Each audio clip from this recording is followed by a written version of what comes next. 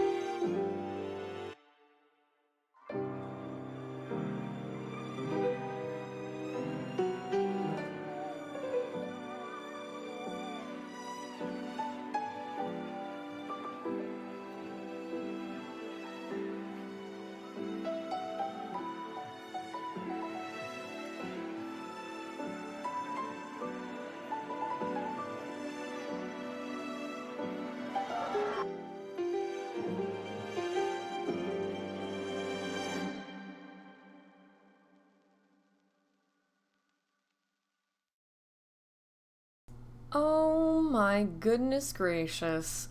Would you look at what time it is? Would you look at the time? Would you Oh wait a second. Hold on a second. My mooners have been silenced. Hold on. That's no good. That's just no good. Hold on a second. No oh god, shut up. Hold on a second. Hold on a second. Oh, there we go. Thank you, Ink Tea. Hello, guys. How are we? Oh my god. Guys. Guys, do you know what time it is? Do you know what time it is? Guess who? Guess who just dropped another fic? Guess who dropped another fic? That's right, it's Helen. And as the certified voice actor, I am Helen certified voice actor. I'm the official one. Then you know, as I should. It's time for me to read it. What are your commands? My commands? What about my commands? They should be fine. See, they're right there. Also, hi.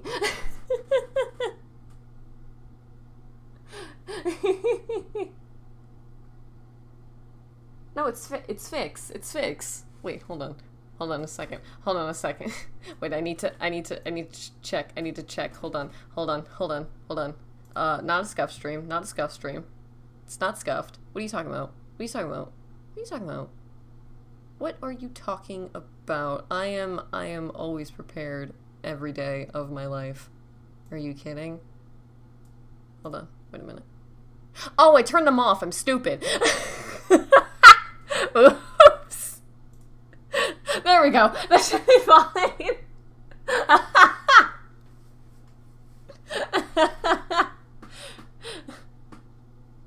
There you go. Not scuffed. You know what?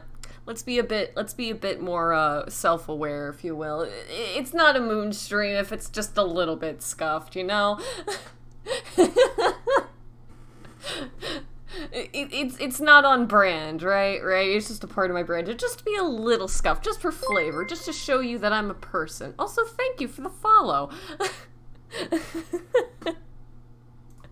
So, today, you know what, you as you can tell by my AO3 window that is now open,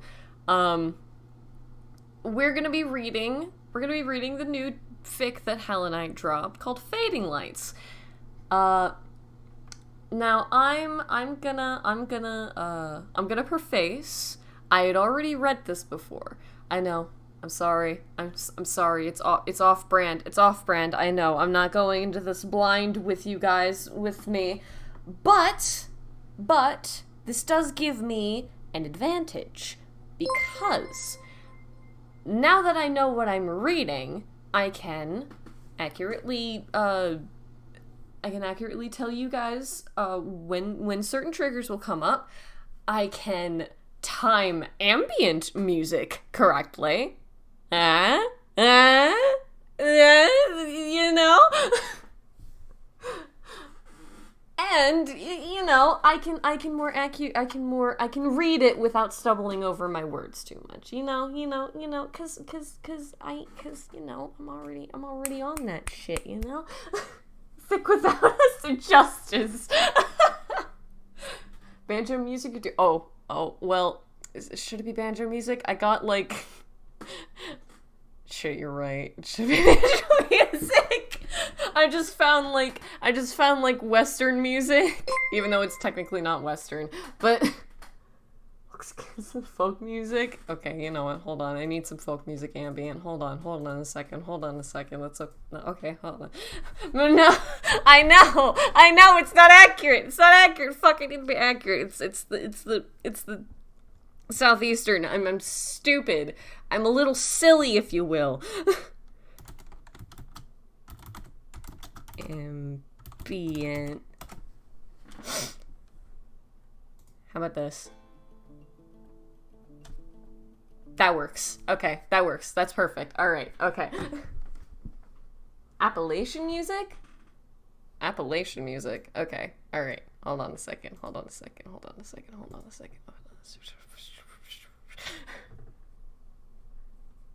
Circus music. Nah. Listen, just because we're all clowns here doesn't mean we need to act the part, okay?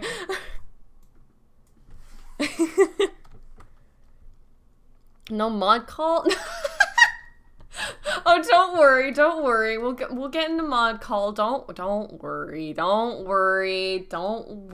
I got you, Connor. You fucking fan behavior. I swear. The fan behavior. I swear. Yep, there he is. What the fuck is as soon as I start a call, he's there. He's fucking there. Hey, what the hell? Also, they're building things in my house. Oh my god. No. No, why did you decide to hop on call on stream?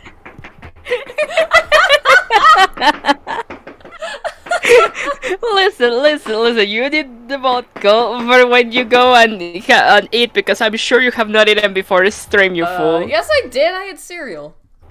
Yeah, fucking cereal. Look at these chat. Look at your streamer. He only eats cereal. SMH. Oh my god.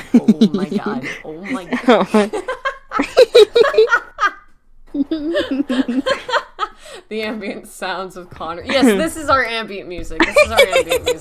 No, shut up. That was the ploy all along. It's actually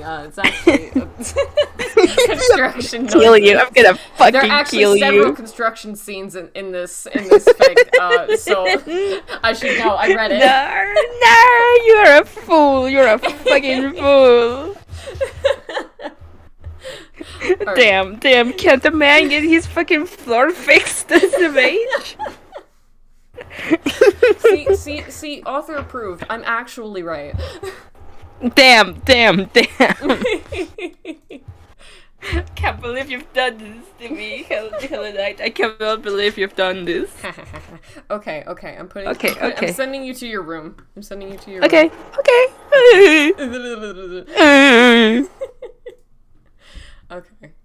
Okay, alright. So, we're like 12 minutes into the made me art, he owns my soul. Let's go! And I actually, depending on how long that this takes, we may, it's not a long chapter, so we'll probably have some time afterwards. So, speaking of things that I've made for Helen, we may, switch gears by the end of the stream and switch to something that I'm working on for things that you guys have probably seen scattering about on Twitter. People are posting their Ad Astra and Terra Zine pieces, and I'm still working on mine. So by the end of this chapter, we're probably gonna switch gears and just, go to that. This is normally music. Oh, no, don't worry. I asked Helen. Yeah, I asked Helen, don't worry. All of this is Helen approved, do not worry. I know. Don't worry. I was hesitant to ask too, because I know a lot of Zines don't really allow it. But I'm a good noodle. I do that thing where I twist my finger into my cheek because I'm a good noodle.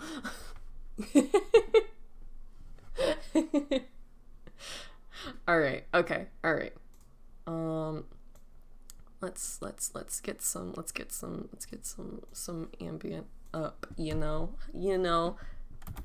Appellation. Wow, I can't spell.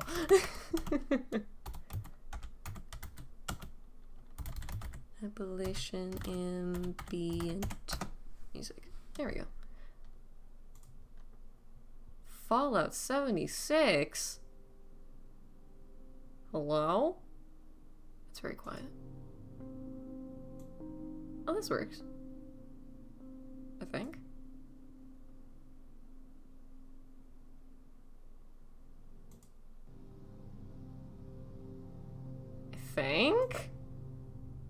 I don't know. I can barely hear anything. How about this? That works. This works. All right. Okay. So, before we get into anything, you know how this goes. We are going to go over the triggers and content warnings. Before we jump into anything, is your streamer what? What the fuck? Y'all best. I'm voting Danger Noodle.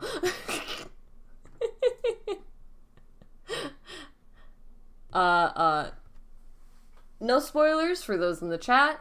Today we're gonna be going over the triggers really quickly. I'll go over the list that I have kind of generalized in the what do command. If you ever wanna, if you ever need to look at the content warnings, or warn people ahead of time in the chat, use the what do command. I'll be giving warnings as much as I can because I read this ahead and I should know where everything is, but let's read out this little list that we have here. Today we'll be reading a CB duo centric fanfiction set in modern southeastern US AU. Notable triggers and content warnings may include ambiguous relationships, maladaptive behavior, substance abuse, alcohol abuse and alcoholism, underage drinking, underage smoking, angst and hurt comfort, reckless driving, and grief and mourning. So it's a pretty tame first chapter, I'd say. But even so, if any of these may make you uncomfortable, then you don't have to stay. You can mute whenever you like. We'll give warnings as much as we can so that you can do that. Stay safe, stay comfortable. You know the biz. All right. So with all that aside, how about we just get it? Oh, thank you, Streamlabs.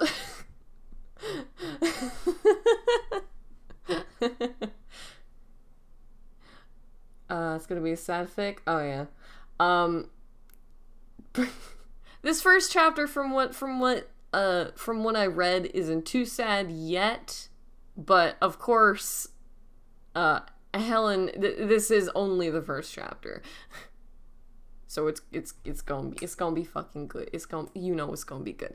So, because it's a newer fic, and in case some of you haven't read it, I'm gonna read the summary first. Oh god, don't do that.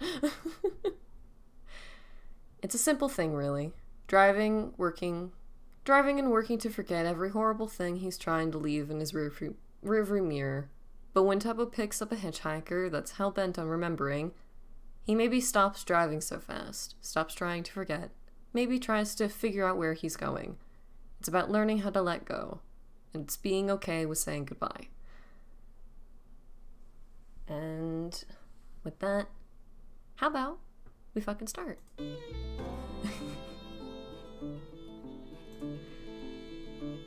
Chapter 1. Mountain Laurel. I'll take care of you. It's rotten work. Not to me. None if it's you. Grief Lessons for Plays by Uri Pides. Translated by Ann Carson.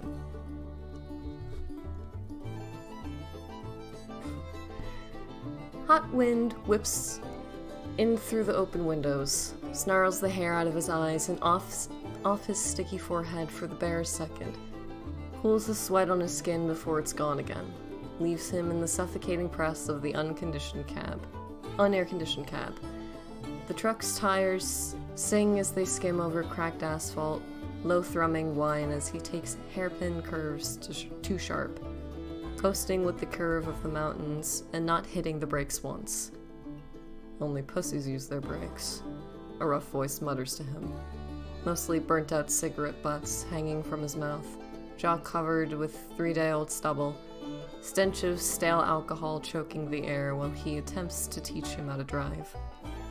Tubbo hits the next turn maybe a bit too hard, heart leaping into his throat, feeling the way the truck lists. He keeps a firm grip on the wheel, though, and comes out on the other side in one piece, barreling towards the next curve with the same reckless abandon. Doesn't even think about slowing down. Brakes for pussies, he murmurs quietly, shade spilling into the cab as he passes by a huge moss-covered slab of old granite mountainsides. You can see in his mind the way Dad would grin and his crooked smile, flicking a cigarette out of the truck window with a low rumble. Amen, kiddo. Yeah. Moose guy. A great fucking start.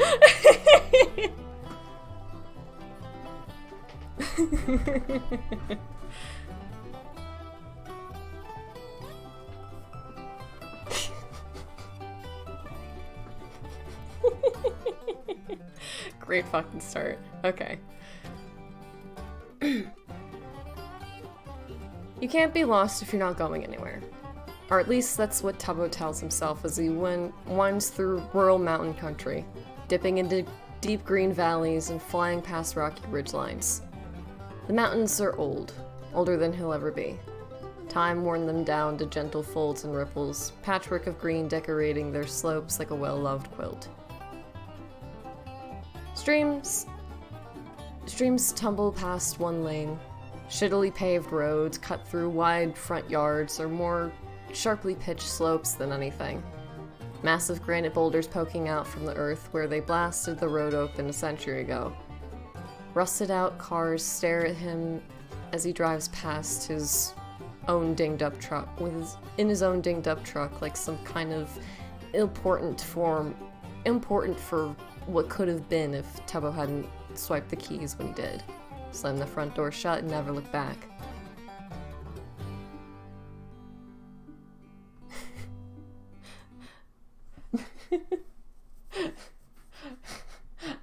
Okay, I think we need something a bit more relaxing than that. Let's try this.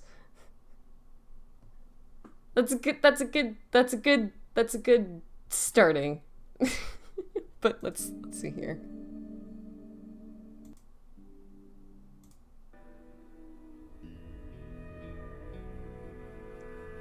Alright, this works.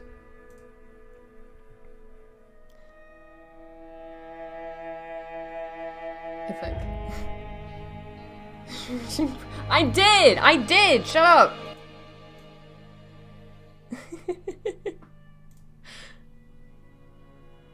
He used to hate this pale blue piece of shit.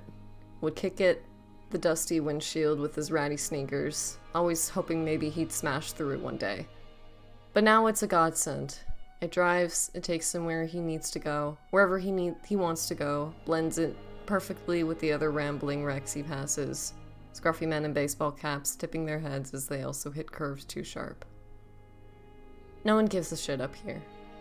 They don't ask Tubbo why he's barefoot on a crumbling gas station that hasn't been updated since the 40s.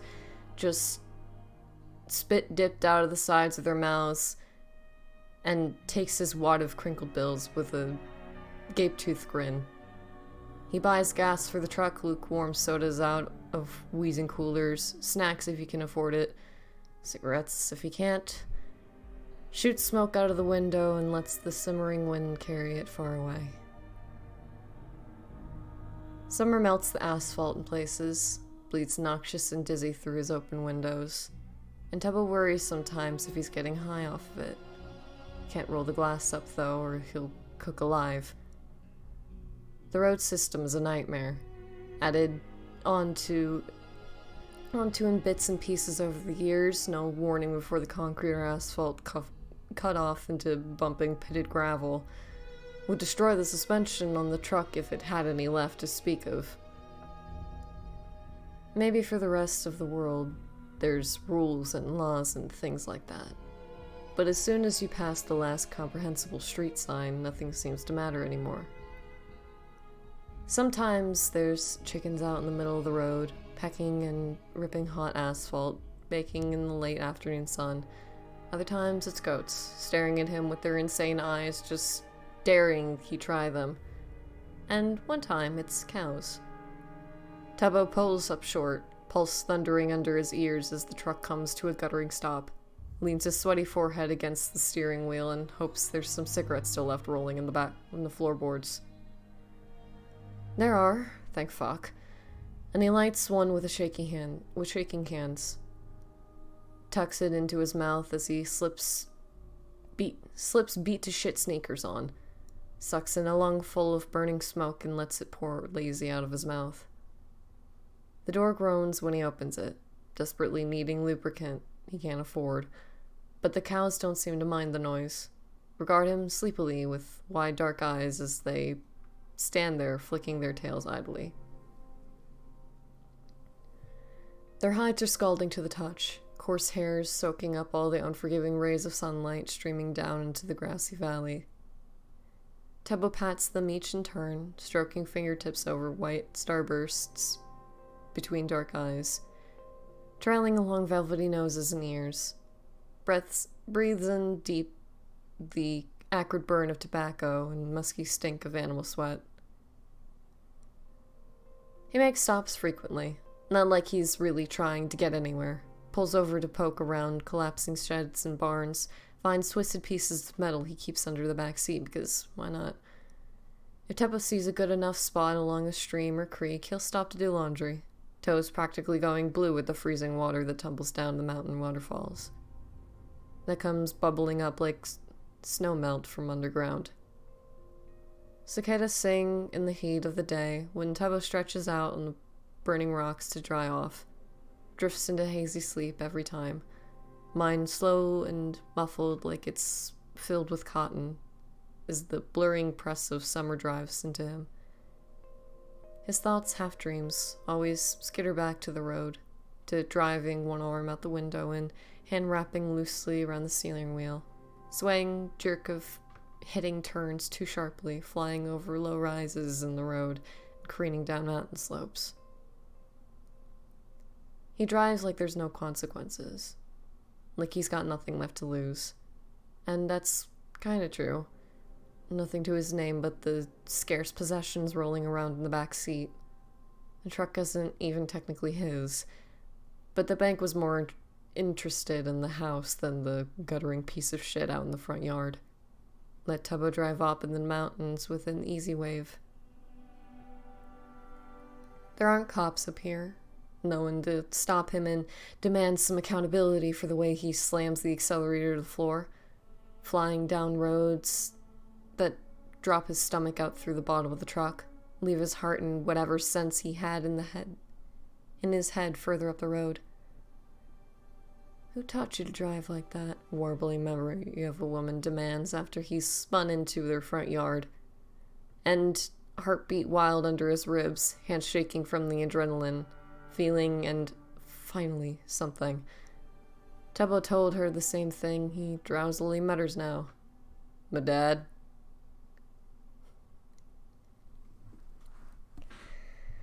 Sometimes, all the time, Tebo needs money. Is never in one place long enough to have nor want a real job, but occasionally a bar will take him for the night as a server. Let him carry food out to the tables and refill sticky glasses. The kind of places that'll take a wanderer for an evening are not gentle spots. They're filled with cross-country truckers and manufacturing plant workers, but none of them really pay Tebo any mind. Who really cares about a scraggly young person passing through? He's just another sun-worn face and too long hair for them to forget. And they take their food and beers with low grunts and sometimes make semi-interested comments about the accent. You ain't from round here, are ya? They'll say, already not looking at him as they take deep drinks of frothy amber liquid. And Tebo never really knows what to tell them because he both is and isn't. He grew up and lived with his mom until she died and left him to his dad. And he learned how to drive and smoke and watch for alcohol poisoning. Felt that. Until his dad died and left him the truck. Now here he is, driving too fast down back roads with metal rattling under the back seat and crushed cigarette cartons crinkling under bare toes. His father's son in every way but one. Or at least he tries to be. Sometimes at the end of the night, the kitchen staff offer him a free smoke where they stand out behind the bar, buzzing off street lamps droning loud overhead and too bright light casting sharp shadows across everyone's faces. Tubbo will slouch back on empty beer crates with them, only listening idly as they shoot the shit and complain about their lives, staring up at a foggy purple sky and wishes he was the dark velvet hush of the countryside. In the dark velvet hush of the countryside instead. A lot of the times they offer him beer too, but Tubbo will never take it. Nose wrinkling at remembering stale stench of it resting hot and disgusting in the air. Only thing he sees is how their fingers wrap around the neck of the bottle, is the way the grip goes slack once you've had enough.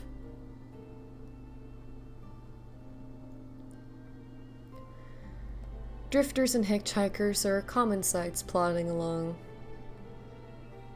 the overgrown sides of the road, weather-beaten backpacks bumping up and down as they tromp on, and Tubbo pulls over every time they throw a thumb, lets them hop in the truck's bed.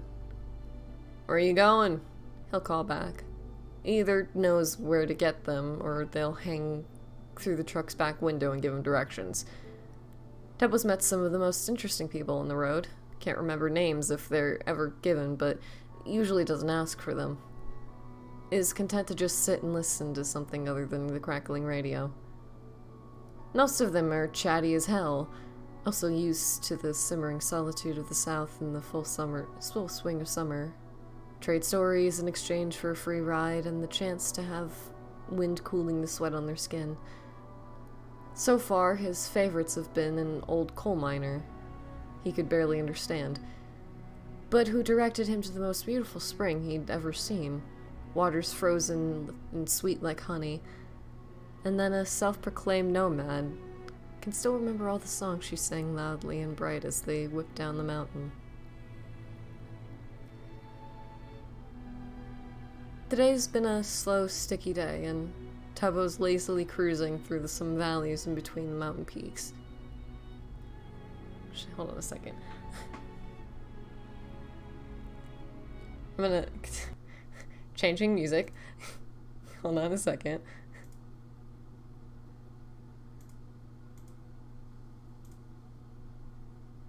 Simply changing the ambient. Wait, where'd it go? Where'd it go? Where's my thing? No! Where'd my thing go? No! Fuck! Damn it.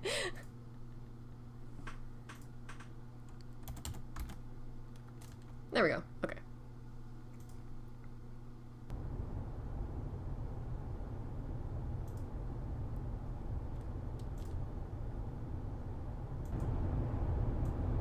It is simply car driving ambient. Greki says, "Fuck you, let heard it for streaming while he's at work." Yeah. Sorry. Tell him I said sorry.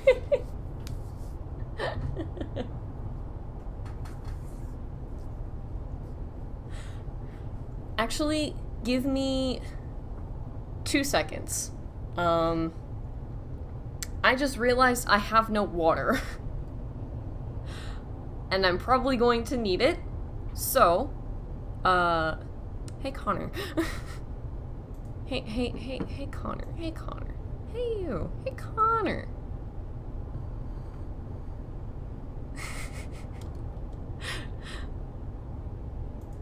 Hello, Connor. Hello. Oh my god. Yeah. Your robot is hell. My internet is dying. I know why. It's struggling in my mind. Oh no. Okay.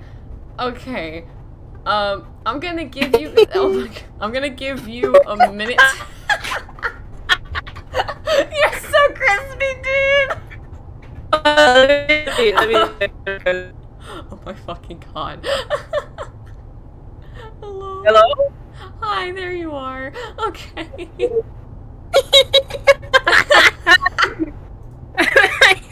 I don't know why it's dying. It just is dying.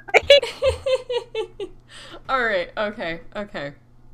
Connor, I must ask of you to entertain chat while I leave for like 2 seconds to get water. I'm gonna time you 2 seconds. Hopefully you will not be as crunchy. No, wait, am I still crunchy? You were for a second there. You're only a little crunchy now. Okay, but okay. Okay, I like bones. Like, yeah, let's go with that.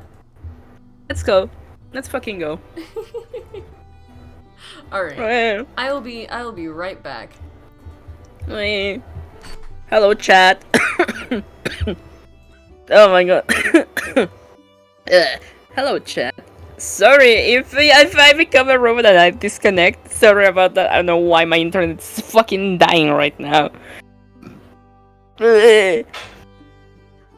So hi. How are we, chat? Have you read the Yeehaw Treasure? This is the first time. This is the first time. This is the first time because I didn't know there was a new fic because I was doing something else, and then Moon was like, "Oh, I'm reading Helen's new fic," and I was like, "New fic? There's a new fic?" And I was like, "Oh, I should read that," and then Moon was like, "How about I read it on stream?" And I was like, "Oh, well then I guess I won't read it."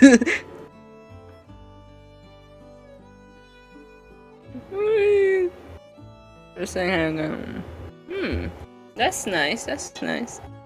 Place to share fan art, or should I post it on Tumblr? You can you can post it on Tumblr if you want to. Normally, I think Moon is more active on Twitter, so you might wanna post it there and tag Moon on it. But yeah, should be fine. We don't have a Discord server yet.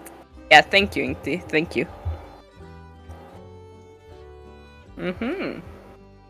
I'm excited. I'm excited about this week. Because it's sad. Kelly has said it's sad. Moon has said it's sad. I wanna see how sad it is. I have a Twitter, lol. Yeah, don't worry about it then. Just post it on Tumblr and tag Moon. I read the fic yesterday, but I had to skim over some parts since my nephews were over, lol. That's valid. It is. It gets sad. I'm good. I'm just looking forward to crying. Let's go. God, I cannot say I know how to imagine the scenes because like it's fucking America. I don't know how that looks like, but it's fine. It's so good. I'm gonna gladly read again. That's good. I'm scared and excited to bring on the tears. Yeah. Also, chat. You know how it is. Every time I'm on the stream, I have to say, I have to do it. Chat. If you have not followed Moon yet, just following the subscribing. If you can reach Prime, there is here. It's free and it's very easy to use. Just go down there, click on subscribe, and it should tell you if you have a fucking oh no, oh god, no, I'm dying. What the fuck? No. No, bro. I hate it. I hate it here. You're good. Okay.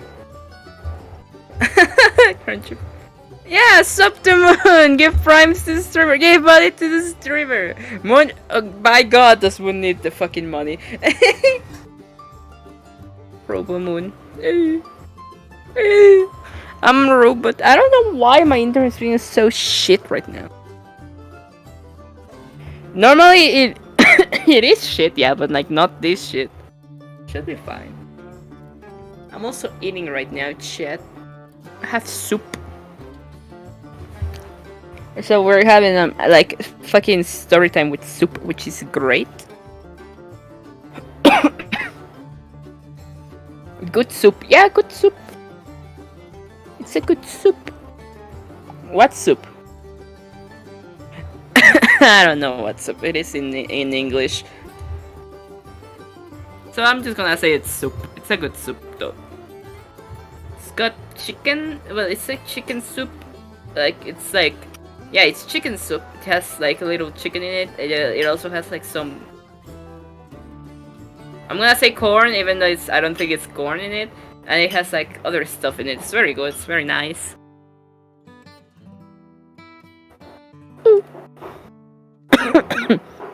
I'm lying, chat.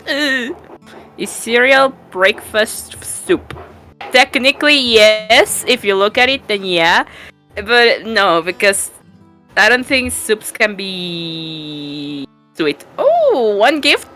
What? No. Oh, one subscription. Thank you for subscribing, Gummy Bats. Much indeed. That is good for the streamer. Subscribe today if you can. Hit the bell for notification. No, that's it. It's been more than 2 seconds. The streamer is gone. Has abandoned your chat. The mooners have been abandoned by the moon. Well, yes, but actually no. I do that a lot. Shut the fuck up. We've been abandoned by Moon de los Moongazer. I say we're Riot. This is our stream now. This is our channel now. Okay, Connor, how are you? He's very depressed, very traumatized, but very gay as well. Don't worry. I'll post it. I've decided to post some OC stuff on like fucking Twitter and shit. I remember when Moon used to exist. Yeah, me too. Among Us, let's go. Among Us. Hey. Streamer gone. No. Yeah, no. You've been abandoned, chat. No. And we must fend for ourselves, chat. Now, the streamer has abandoned us. We must fend for ourselves now. So who are we gonna eat first? I'm sorry, but we gotta ration. We gotta ration everything. And streamer gone, people eat. Damn. Streamer will come back in like a hot second. This streamer, you know. No, don't say anything. No. Helen needs to write. Go write, Helenite. Don't eat me. Okay, so Helen gets a pass because it's Helenite. And Helen has to write. So we don't eat Helen. That's the thing, we don't eat Helen. Don't eat the lurkers. Okay, we won't eat the lurkers. We'll leave the lurkers for last, I think. I had decided to stop doing homework. Inti, go back to homework, you fool. Streamer hopped in the car, like fading like stubble lemao. I will draw. Okay, Moon. What about Moon?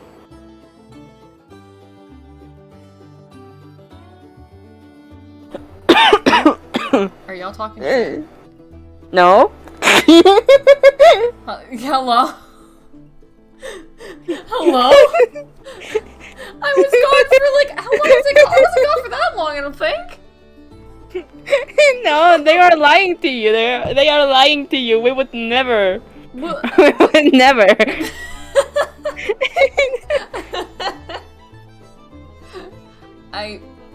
What's a little cannibalism between friends, you know? Exactly. Do you have your water?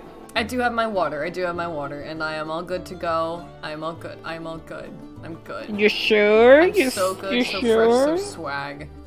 Yeah, let's fucking go! Yeah, baby! Alright, okay. Okay. I'm sending you back to your room. Thank you, Connor, for your time. Alright, guys.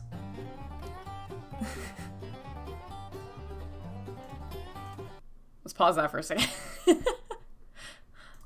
Let's go back to the driving ambience. You know how it is.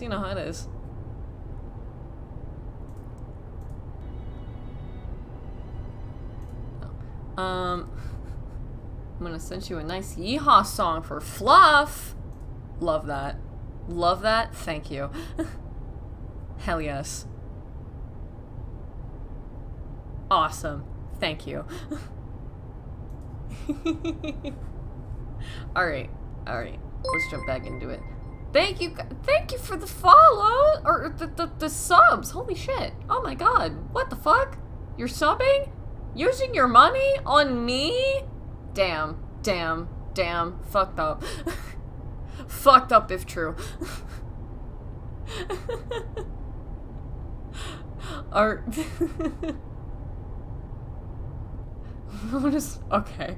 Back to Yeehaw. Back to Yeehaw. Alright, alright. Where was I? Okay.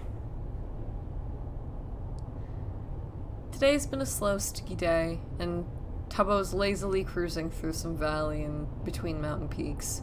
Rich green farmlands rolling out to either side, spotted with vibrant yellow flowers that sway and bob in the wind.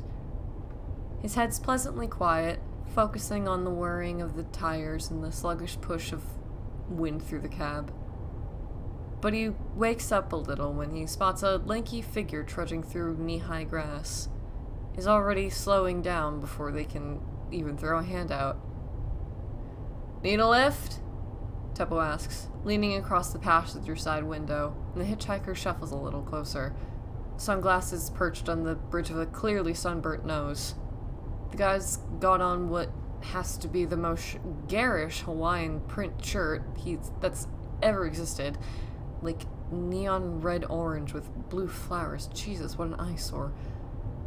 But that's not what has Tubbo double taking.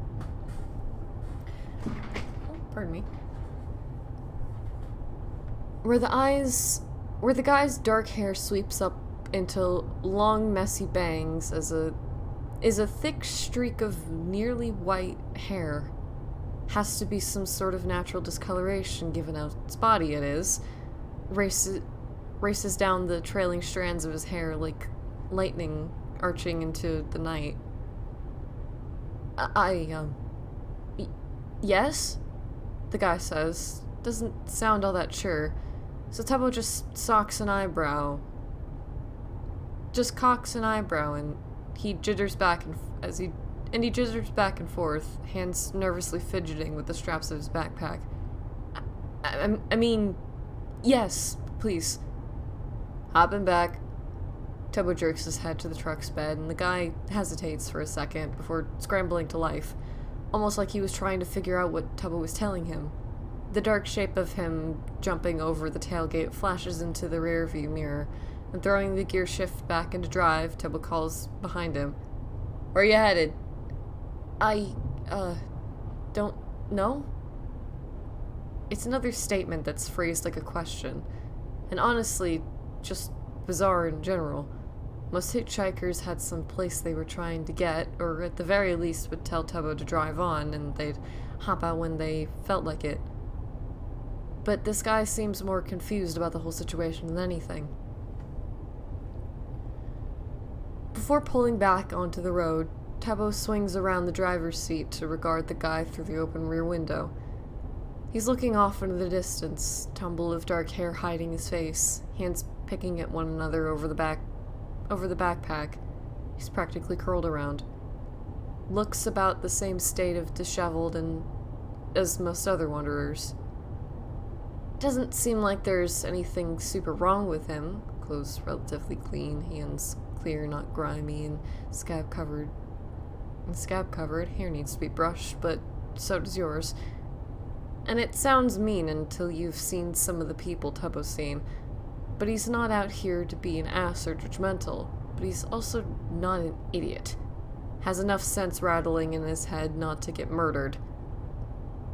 This guy honestly doesn't give off threatening vibes, though. Acts pretty meek and unassuming, all things considered. And yeah, okay, he does strike Tubbo as a little odd. Extra jumpy, extra confused and unsure. But it would honestly be more worrying if he wasn't. He can feel Tubbo looking at him. The guy jolts and swivels his head to make eye contact. Or, well, they would if he wasn't wearing sunglasses. And it's kind of hard to get a read on how old he is. Lean, long face, no particular wrinkles, dusting the scruff on his jaw. But Tubbo thinks they're probably close to the same age. "Got anywhere you want to go, or do you just want me to drive?" Tubbo asks in what he feels is kind of a redundant way.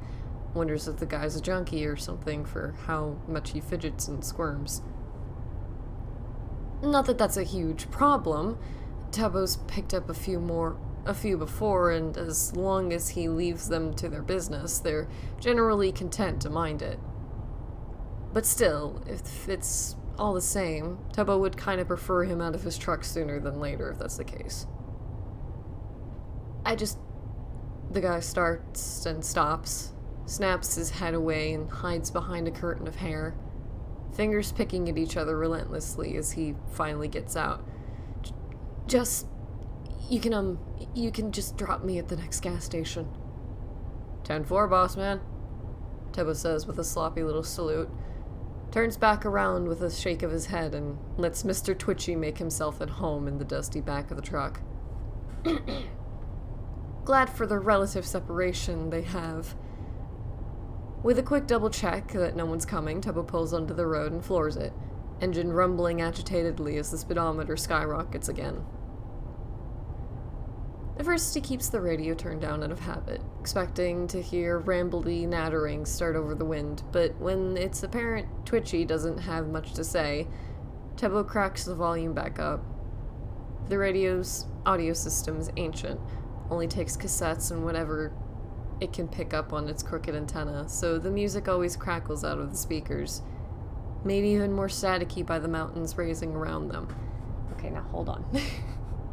I know what song is about to come up. But do you think it's copyrighted?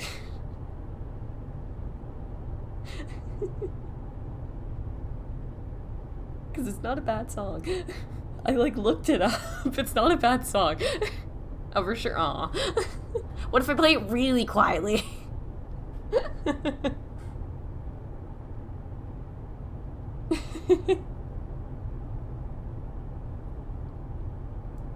It should be fine. It should be fine. It should be fine. It'll be fine. You know, I mean, we've got me talking over it and the ambient and shit, and so it should be fine.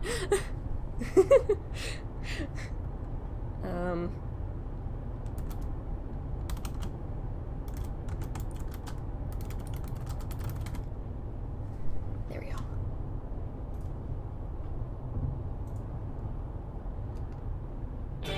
Oh god. Just. There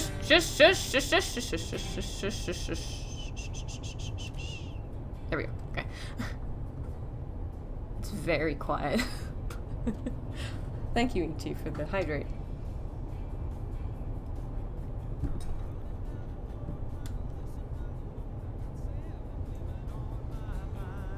I'm gonna just trying to, yeah, okay. Alright, that works.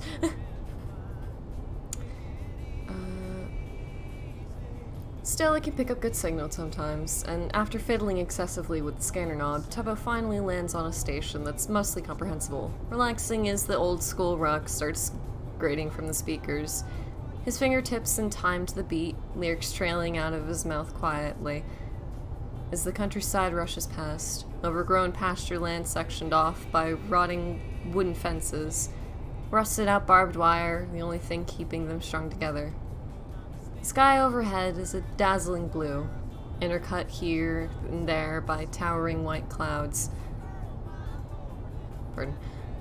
Fluffy and puffed like cotton candy, cast deep indigo shadows across the road, and Tubbo eagerly cuts through.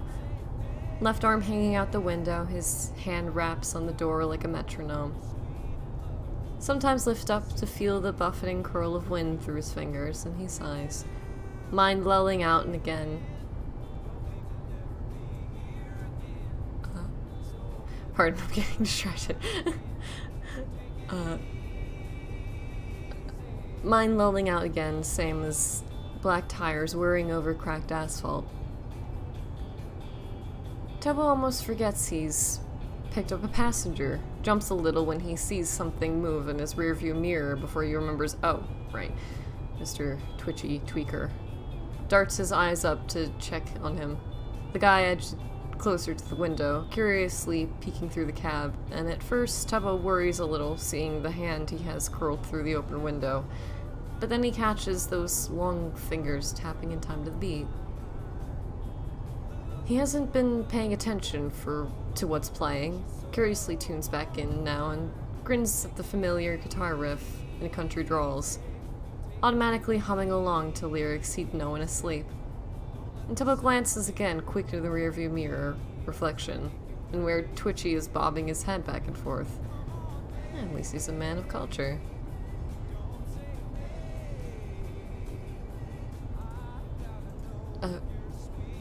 Sorry, I'm moving around windows. At least he's a man of culture. Feels a small grin spread across his lips as he nods approvingly. Like the Eagles, huh? Pretty solid choice, boss man. Twitchy startles, and Tubbo would bet all the money he doesn't have that the guy does some sort of drugs. Who's this jumpy otherwise?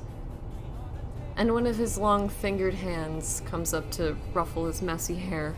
I suppose they're, fine enough birds?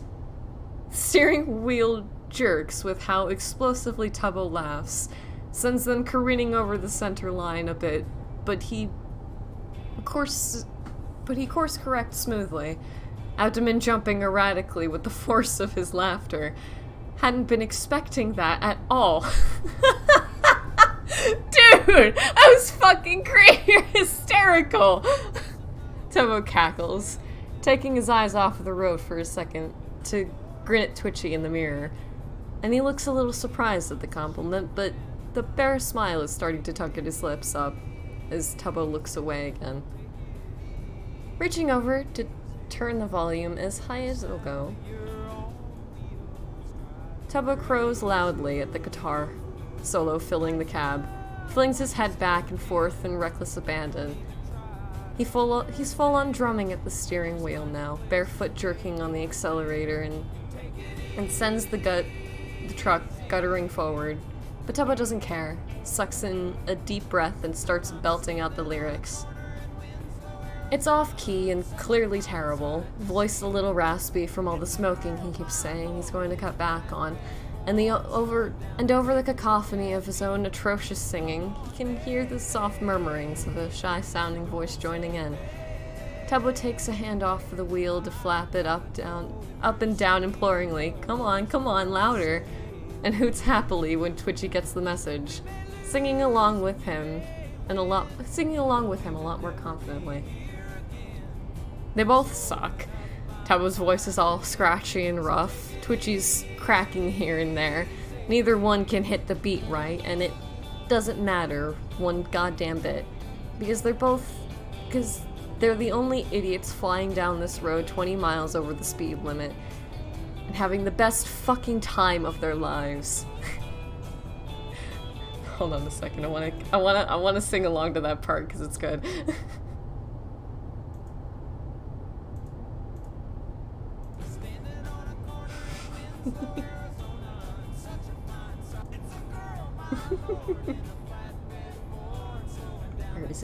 Where is it? It's coming up. Come on, baby! Don't say maybe! They belt out. Giddy and kind of joy that doesn't come from singing really badly and really loudly. Hearts thundering under their ribs and smiles too wide on their faces. Rural mountain country curling past like a runway train. I gotta know if your sweet love's gonna save me. And Tubbo tips his head back at that last note, throat constricting painfully with how hard he's singing. But he wouldn't trade it for anything. Clues along to the last few verses, and a warm feeling squirms around in his chest, hearing Twitchy matching him lyric for lyric.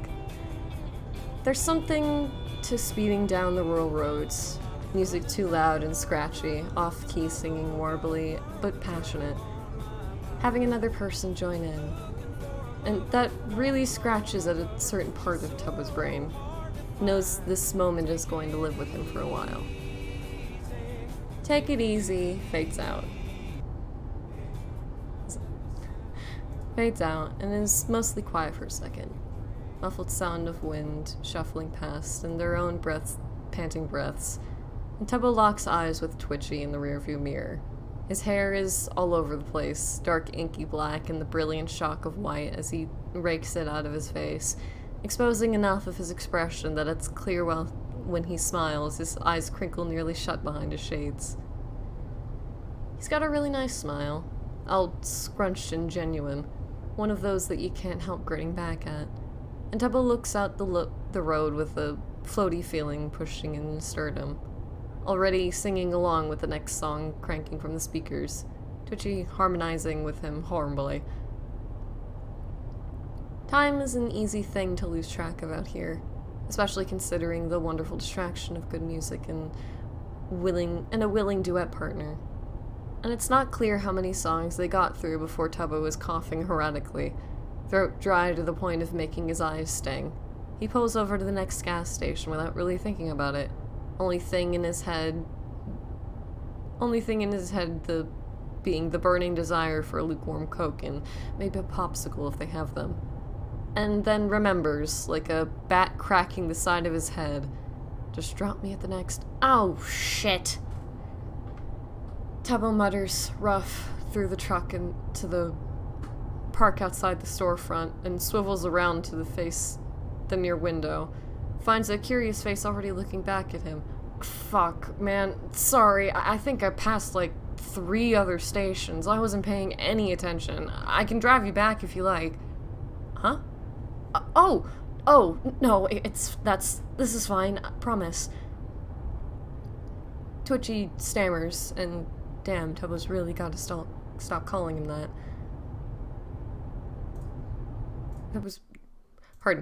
Tubbo's really gotta stop calling him that. They just had a jam session. You can't call someone borderline insulting nicknames after sharing a jam sesh. And stretching back across the seats, Tubbo sticks a hand out. You sure? 'Cause I really don't mind, and I don't think I said, but I'm Tubbo, by the way. Hi, nice to yeah, I'm Tubbo. Or I'm Ranboo. Fuck, sorry. The other says, hesitantly taking Tubbo's hand in a quick shake. And the first 2 things Tubbo notices is how dry his skin is, and that his grip is hella weak. Ranboo drops the contact quickly and curls his hand back to the front. And they just stares at Tubbo like he's not sure what he's supposed to do now. Well, I'm gonna go get something to drink, Tubbo says, jerking a thumb back at the convenience store.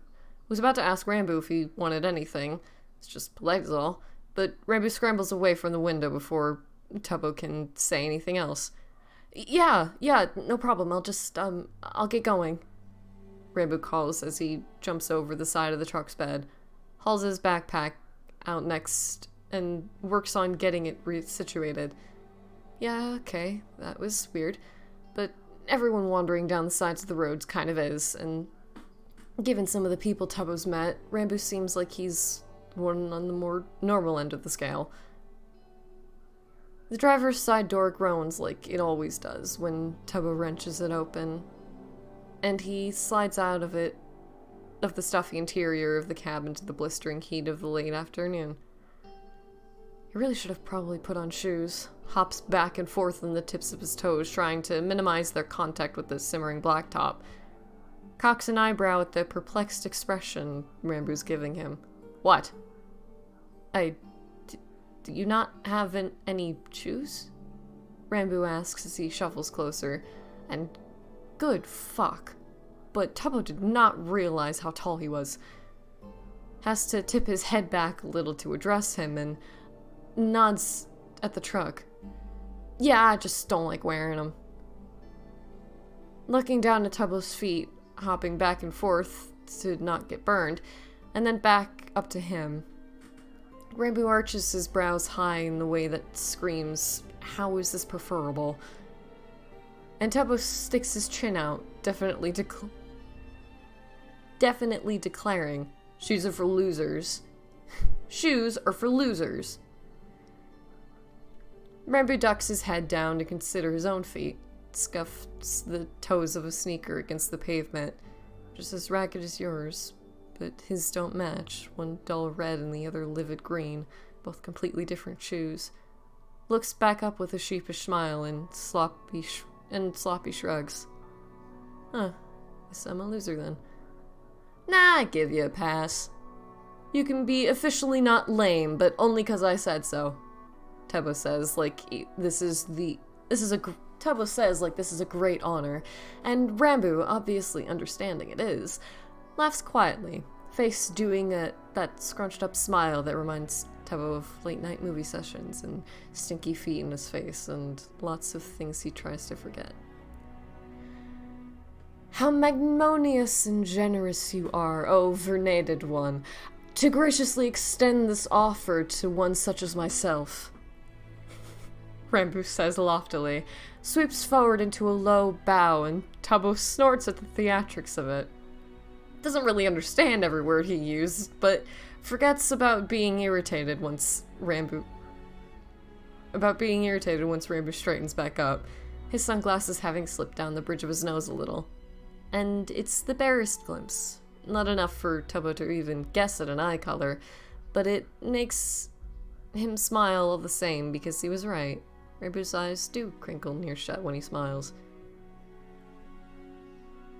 Rocking back on his heels, then up to his toes again, Tebo feels sweat roll down his back. Knows Ranboo's probably just as sticky and uncomfortable, doesn't get his hopes up, but hooks a thumb over to his shoulder, offering, "Want, like, a Coke or anything? My treat for being excellent backing vocals." No thanks. I should probably get going. Thanks for the ride," Ranboo says, hands coming up to grip tight around the straps of his backpack, almost like he's afraid he's going to lose it if he doesn't hang on for dear life. And mildly disappointed, but not surprised, Tebo shrugs and starts edging backwards. "Yeah, no worries, man. Safe travels and shit." Yeah, you too." Ranboo waves by hesitantly, and Tebo flicks him a lazy salute. Spins promptly on his burning heels and... I did not realize my door was open. Hold on. I thought I closed that. What happened? Wait a second. I was wondering why I was hearing things so loudly in the background in the other room. I was like, what? My door is not open, and then it was. What happened there? I do not know.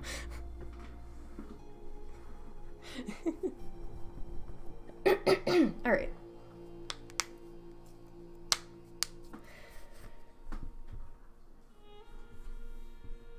Where was I?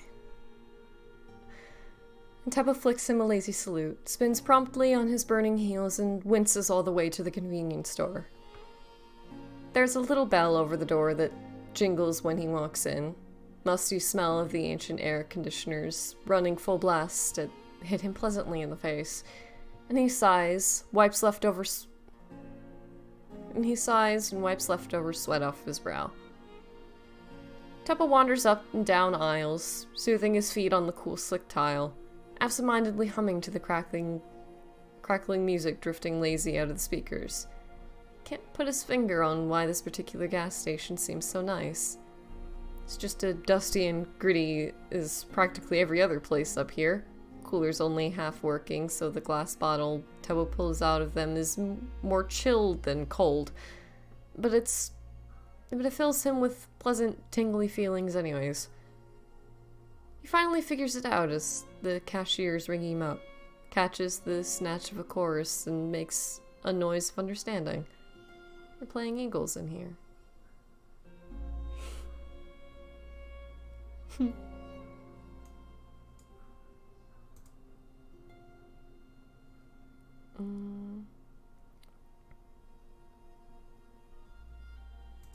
Hold on, finding ambient.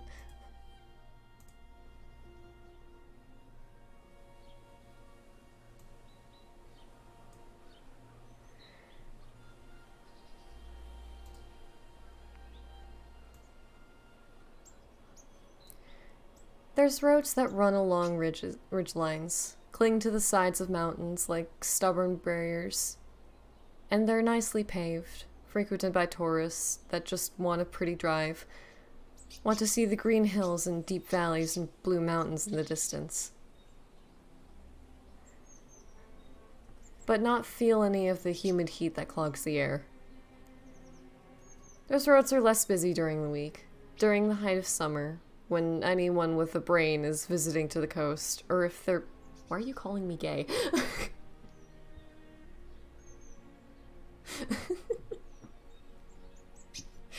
Anyways. You made me lose my place, thanks. Oh, calling Tubbo gay. Okay, that was a little gay. Not you.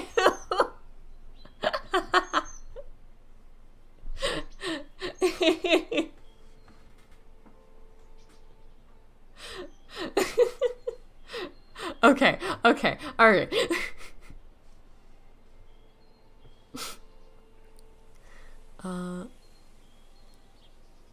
Pardon me. Those roads are less busy during the week, during the height of summer when anyone with a brain is visiting the coast, or if they're from up here, deeper in the hills where the temperature mellows out and the water tumbling down out of the creeks is always freezing.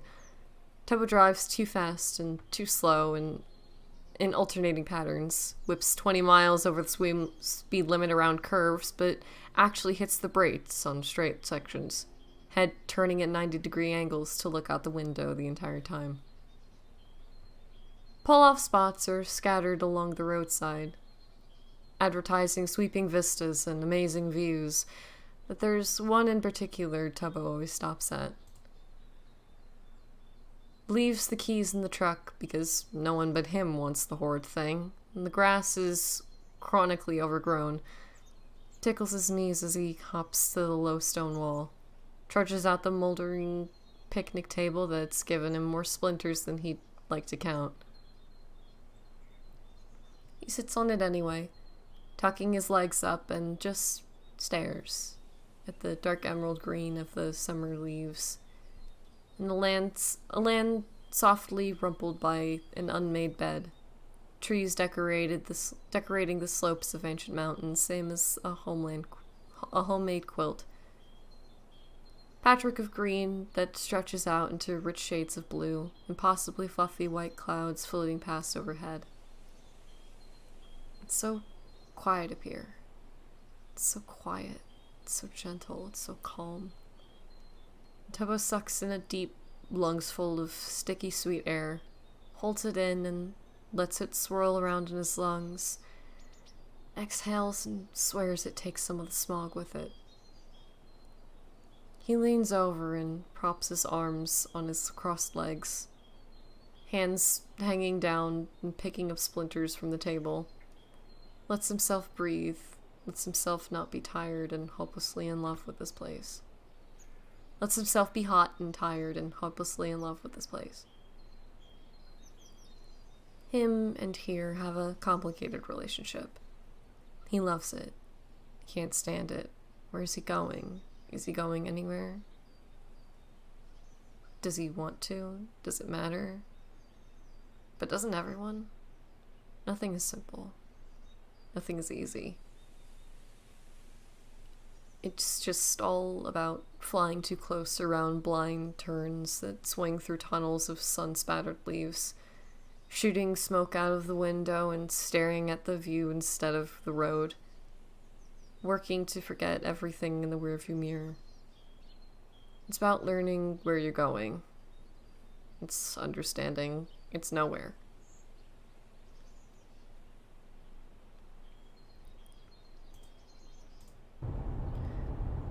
Over the course of his life...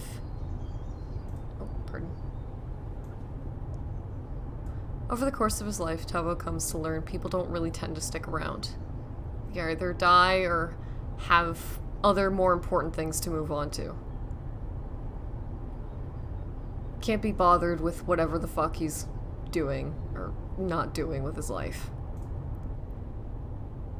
It was always like that in high school. Everyone seemed to know where they wanted to pursue or had any idea of where to go, but never Tubbo. He would try and sneak out career fairs or guest lecture assemblies, didn't really care to be doing anything other than what he was already. hid in the woods and wrapped around the school, climbed trees and smoked cigarettes he used to steal out of the glove box. Tubbo doesn't remember at what point he started nicking the things, but he does remember with startling clarity the day his dad found out. He was maybe... Oh, wait, by the way.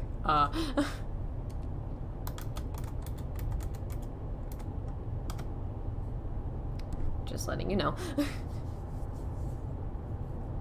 For underage smoking and you know, stuff like that.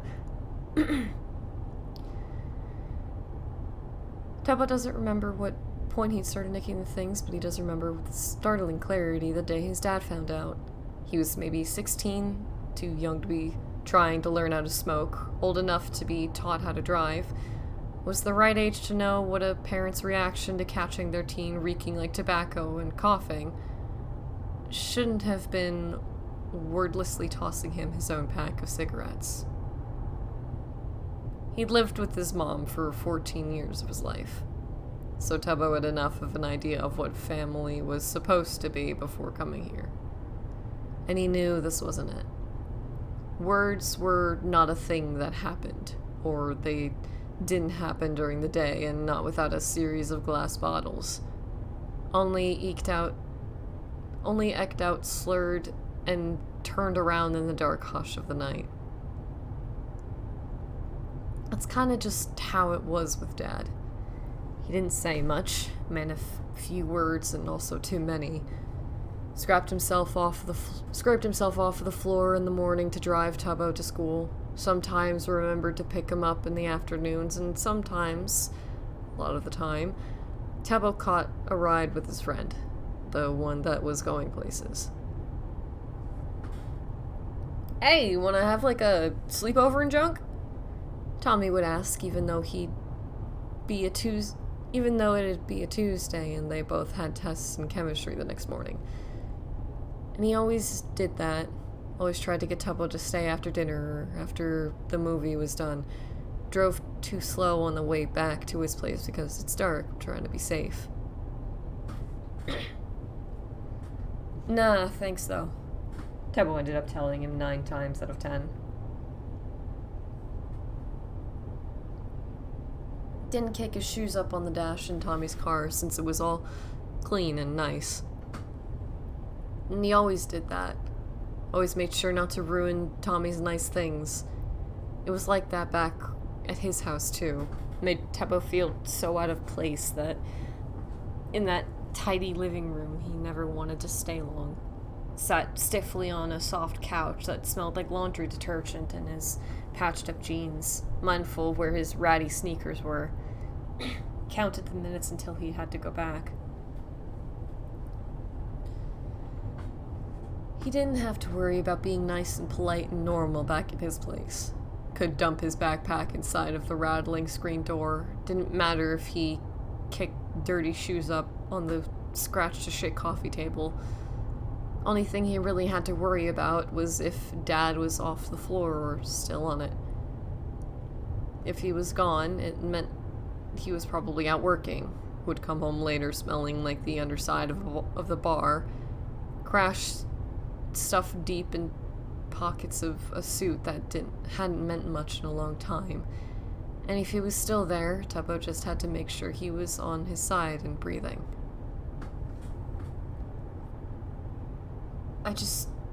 Why do you keep wanting to go back there? Tommy asked over and over again, despite Tubbo giving him the same answer every time. Easy shrug, no eye contact, shooting smoke out your nose. Where else am I gonna go? My place. Come stay with me. Phil's not gonna mind. He'd argue. Phil probably wouldn't. Was used to taking in strays.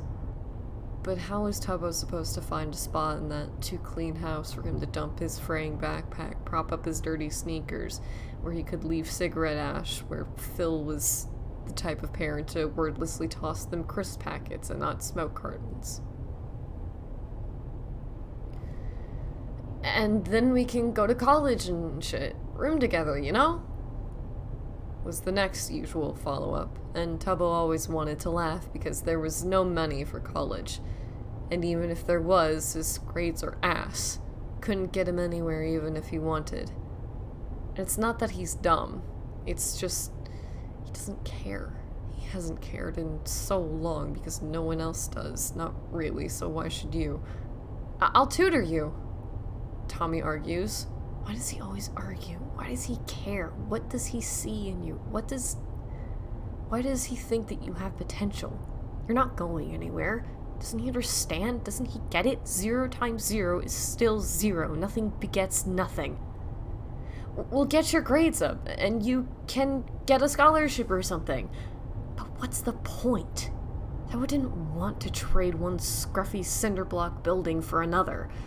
Was tired of having useless facts thrown at him he had to memorize. Liked poking around dusty tool sheds for cool things to stash under his bed. Liked learning to drive even if he was bad at it. Liked smoking like the mountains. Liked being lost. Don't you want to get out of here? And that's the key difference between them. Because that's Tommy. He's going to do all of those things. Get a scholarship, go to college, get a degree, get a nice job so he can buy himself nice things. He's not going to trap himself in endless fields and rotting barns and melting asphalt. He's going places, and Tubbo shoots smoke out of his nose and knows he's not.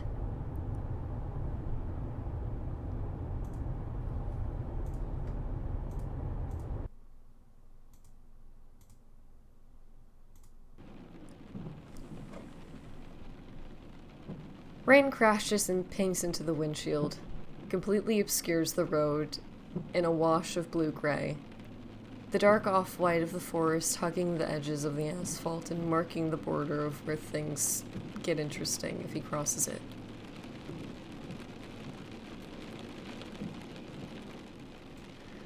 From what he can see of the road, it shines like an inky abyssal river, slick from water runoff that puddles and dips that don't have proper drainage, make the truck shudder and shriek as it hits them too fast.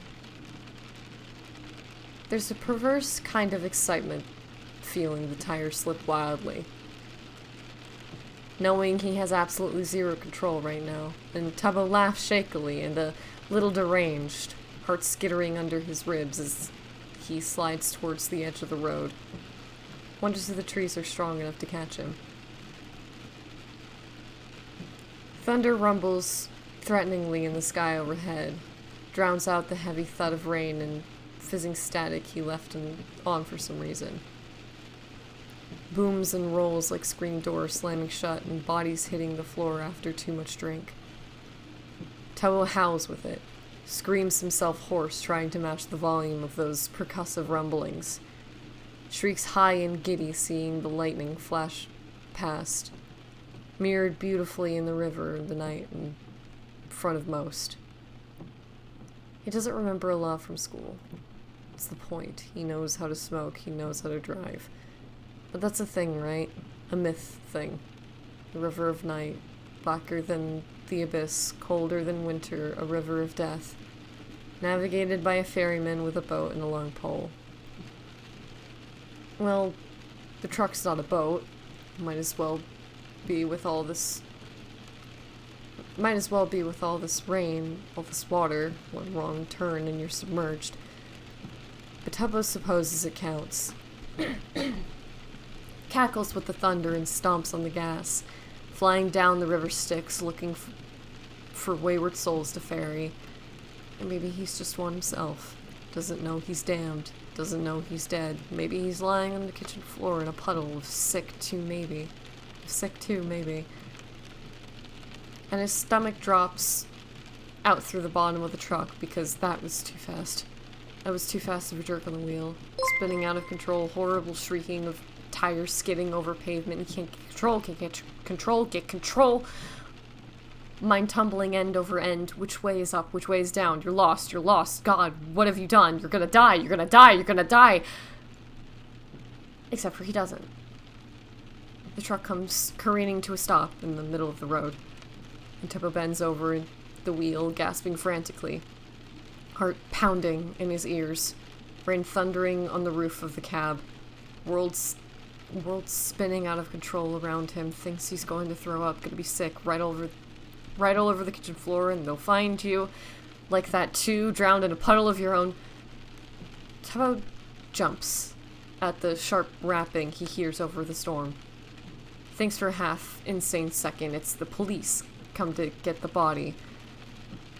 Whips his head towards the noise and is not comforted in the slightest by the dark figure looming outside the passenger side window. A bolt of lightning arches through the gray sky, illuminating everything in a blind flash of light. Throws the shadowed face into a stark contrast. There's no way in hell. What are the odds?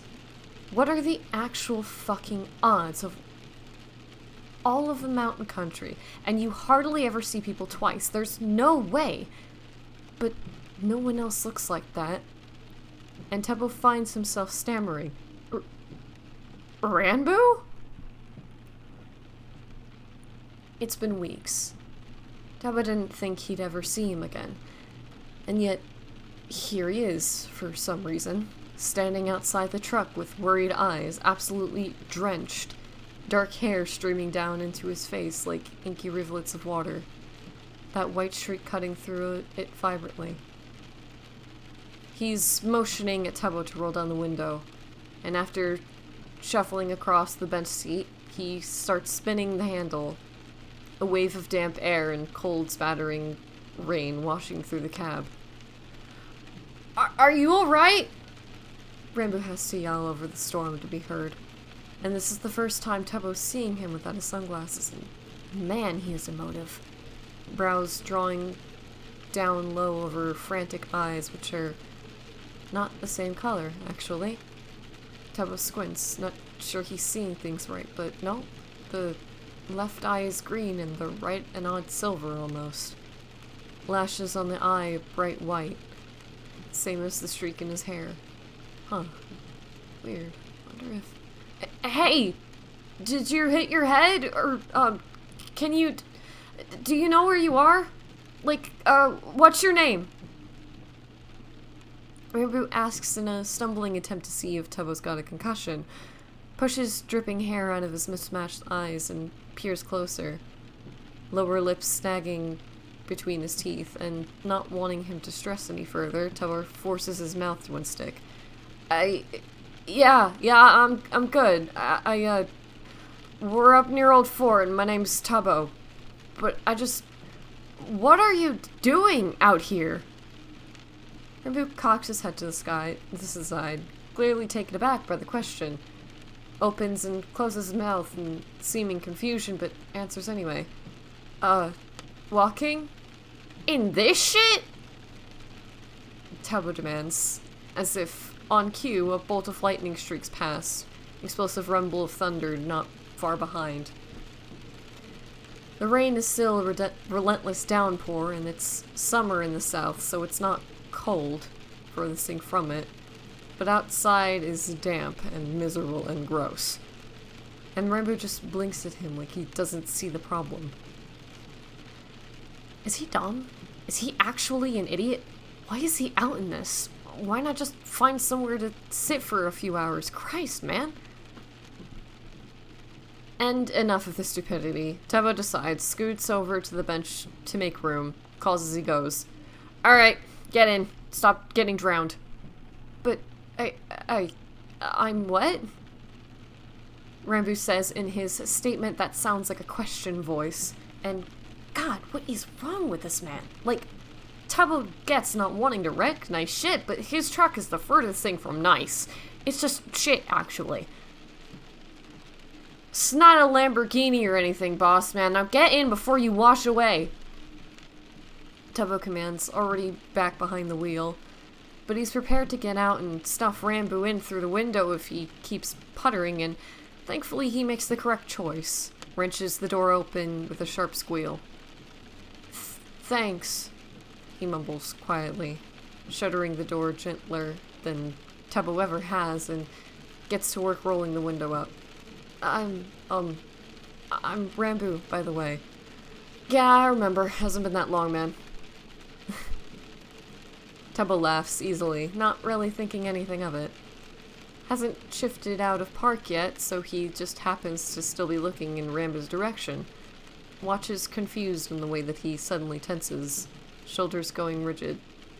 You good, dude? Yeah, yep, yeah. His voice spikes sharply, but drops into something more hollow-sounding at the end of it. And, yeah, that's a weird response. Tubbo shrugs. Tubbo's struggling to figure out why when it clicks. Rambo doesn't recognize him. Must be bad with faces, and you're kind of plain looking anyway. Probably couldn't hear him well over the rain and missed when Tubbo said his name earlier. And now he's embarrassed about it. Poor neurotic fuck. It is literally the furthest thing from an issue. It's not like Tubbo's anyone important. So, what does it matter if Rambo doesn't remember him or not? Hey, nope, don't sweat it. I'm like one average face out of 1,000. So it really is no big deal, boss. No big deal, boss man. Tubbo says softly and snorts a hopefully friendly sounding chuckle, one hand tapping absent-mindedly at the steering wheel. We can't all be unique and intriguing looking strangers. That gets Rambo to turn around, and he does so with a shocked expression, eyebrows flying high on his face. And Tubbo hadn't noticed earlier, but there's bits of white hair in his right eyebrow. Thought that one was just shorter than the other. Intriguing? Rambo sputters, and it might just be sunburn, but Tubbo swears there's a bit of red in his cheeks. Laughs well-meaning and gestures at him. Well, yeah, you've got the whole Rouge from... You got the whole Rogue from X-Men White Streak going on. And I didn't notice earlier, but the eyes are cool too. What is that? Is it like that,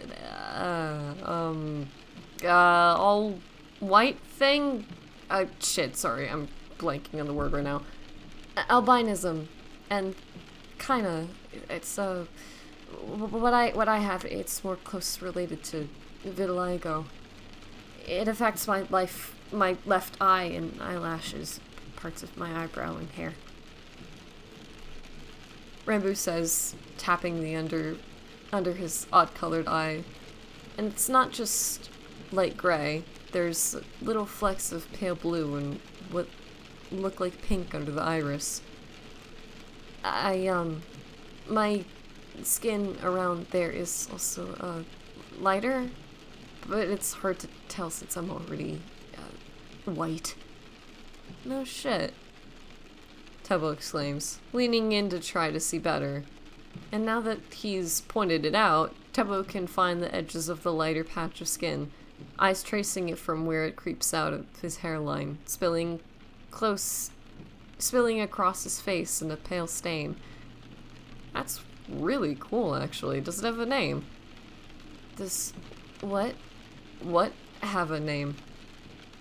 Rambo asks curiously, and as Tubbo sits back, resettling behind the wheel and finally wrenching the gear shift out of park. Starts getting the truck turned around and absent-mindedly flaps a hand. Your white patch, or the whole thing, like, what's your condition called medically? He's not expecting to hear a sharp intake of breath. Turns to Rambo quizzically and immediately gets the feeling he said something wrong. Gut twisting sharply, seeing how lost he looks. Eyes locked dead ahead and unseeing. Tubbo's not the best with people. Doesn't know how to get them to stay. Can't seem to, no matter what. Swallows rough and flexes his fingers over the cracked leather of the wheel. Shit, sorry. I didn't mean to, like, be offensive or anything. No, you're fine. Rambo clicks his mouth shut. Heaves out a huge breath and turns to look at him. A smile that doesn't reach his eyes and stretches across his stretch across his face. Sorry, I'm just a little tired and, wet.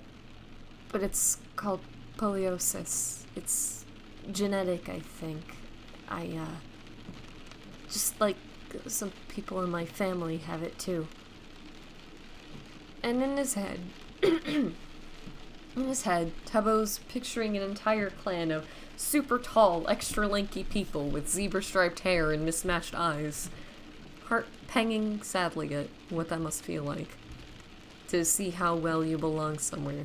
Recognizing yourself in others, see your lineage, understand that you have a place.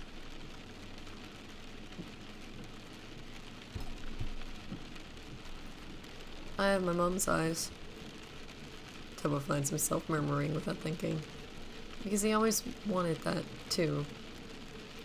He needs to remind himself he's her son, too. Turns back to the road and the storm that thunders away. Gently eases on the gas and starts them rolling down the night, dark path again. Oh. Well, I like them. They're very, nice. Rambo says, forever sounding unsure of himself, but despite the hesitant tone, Tubbo would have to agree with him there. His eyes are nice, and it's because they're his mom's. And his mom was also very nice. She was really kind and understanding and funny. And so Tubbo likes having her eyes. Tubbo likes having her eyes. Likes being able to look in mirrors and see warmth reflecting in their depths. Nothing like the hard, dark eyes that stared at him from under hooded lids. Hey, it's nothing personal, kiddo. Just speaking the truth. Don't get so worked up. What's the big deal? What's the point? Calm down. No one cares. No one That's one of those days Tubbo tries to forget. But he's remembering it now. Doesn't want to be. Pulse skyrocketing as his hands wrap to the point of white-knuckling over the steering wheel. Can still hear that ugly laughter. Smell the coily stink of alcohol. Feel the way his hands went numb and hurt and stung like there's 1,000 nettles stinging his fingertips. Deep-seated ache like a rotting tooth. Didn't you know we never wanted? And Tubbo forces himself to stop thinking about it. To listen instead to the quiet drumming of rain that's starting to lessen up. Afternoon storm blowing, and now that it's cooled everything down, just like the one in your mind. Forget about it, move on, put the truck in drive, leave it in your rearview mirror, stop remembering. And drawing Tubbo out of his head, almost like he's scared to admit it, Tubbo says softly in the uneasy peace, blue's actually my favorite color. Blue eyes. You've got blue eyes, just like me, Lovey. Ocean eyes, winds of the coast, we're just the same. A smile that starts across Tubbo's face is slow. It's small and gentle. It's such a simple thing. His favorite color, like we're kids or something. Do you even have a favorite color anymore? And it doesn't matter if he does, but he might. He thinks about the dark leafy tops of trees and mountains that look like handmade quilts. Says one step at a time like it's the beginning of something. Oh yeah? I think I kinda like green myself.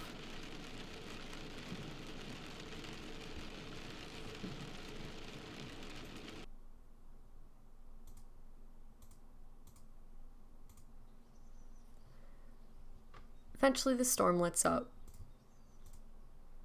And the sun comes around and... Pardon. Eventually the storm lets up. The sun comes out and throws glittering shafts of light through the hazy air. Strikes the soaked asphalt and refracts back 1,000... Strikes the soaked asphalt and refracts back 1,000 stars. Where are you going? Tubbo asks, rolling the windows down to help try and dry Rambo off. And the less wet his hair gets, the poofier... The less wet his hair gets, the poofier. Halos his head like a dandelion fluff. And he shakes it out of his eyes. Answers honest. I don't really know. Turns out he's not lost, just like Tabo is. Because you can't be lost if you're not trying to get anywhere. So Tabo fiddles with the radio, manages to pick up a halfway decent signal, offers without the expectation of anything. Want to ride with me? Sure, Ranboo says, easy as you please, and they drive on. The cab is suddenly so much fuller than it ever has been before, even though, arguably, Ranboo takes up hardly any space. While Tabo's driving, he stays curled up close to the door as he can get, tucks his long-ass legs under himself and stares out the window, can sometimes be poked and prodded into conversation.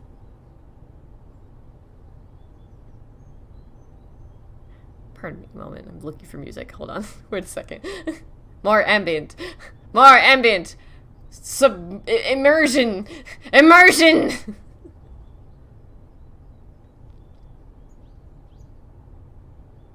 Yeah, let's play this one.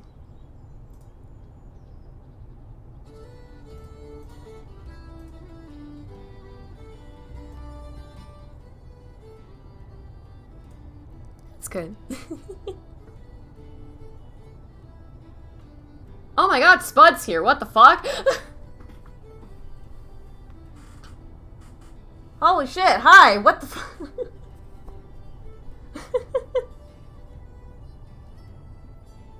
Oh my god, Blinds is here as well, what the fuck?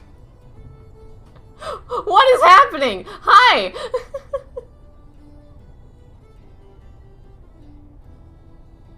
Like acoustic guitar moon? I have acoustic guitar prepared. Do not worry your little head.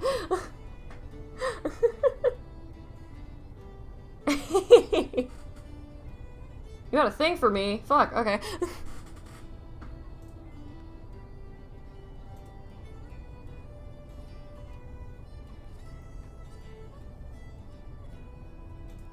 Goodness gracious. I will take this moment to check all the people that are talking at me. Oh my goodness. I will keep this tucked away. Spud, thank you for the shit. Yeehaw, music ambience. Alright, okay. Where was I? There we go. I'll just put that on.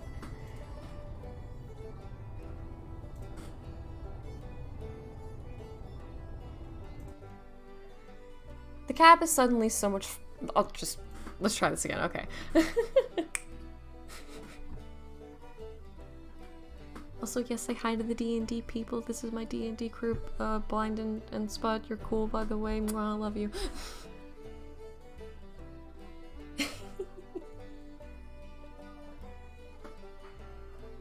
You're not sure that's Blind? Oh, it's not Blind! I don't think it is. Oops. Wrong Blind! Wrong Blind! Wrong Blind! Sorry! Oops.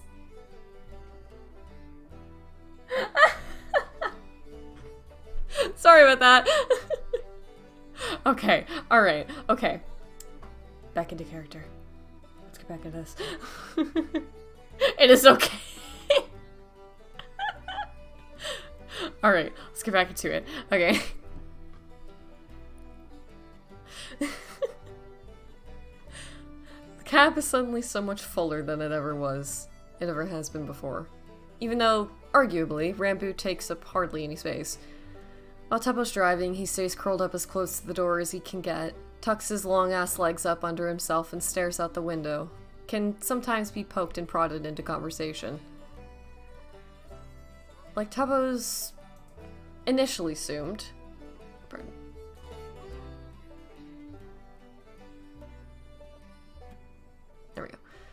Like, Tubbo's initially assumed Rambo is one weird motherfucker. But then again, so is Tubbo. So is every idiot wandering around up here. But he's a nice weirdo, so it's fine. Knows a lot about so many random things, has such an extensive knowledge of popular musicians, it's kind of alarming.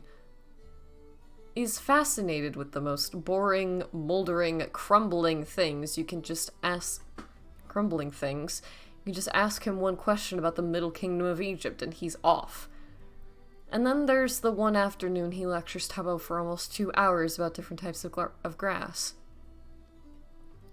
The scope of things he's interested in is so bizarre and scattered. Like, Rambo played darts blindfolded one day, and just whatever they landed on is what he's decided to learn about. He's smart. That's what Tubbo's coming to learn.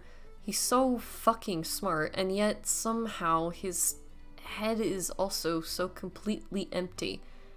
Because, well, what he does know is detailed and extensive. It is mind-bogglingly odd the things he doesn't know. It's always simple stuff, or things people that live here should know. But Rambo knows hardly nothing about where they are. Couldn't name for you a single tree growing along the side of the road, nor the flowers that bob their heads in rest stops. Goes into a gas station with Tubbo looking for Pepsi. Boggles in wonder at the mountain ranges like it's the first time he's seeing them. Always pronounces Appalachian wrong. You from up north or something?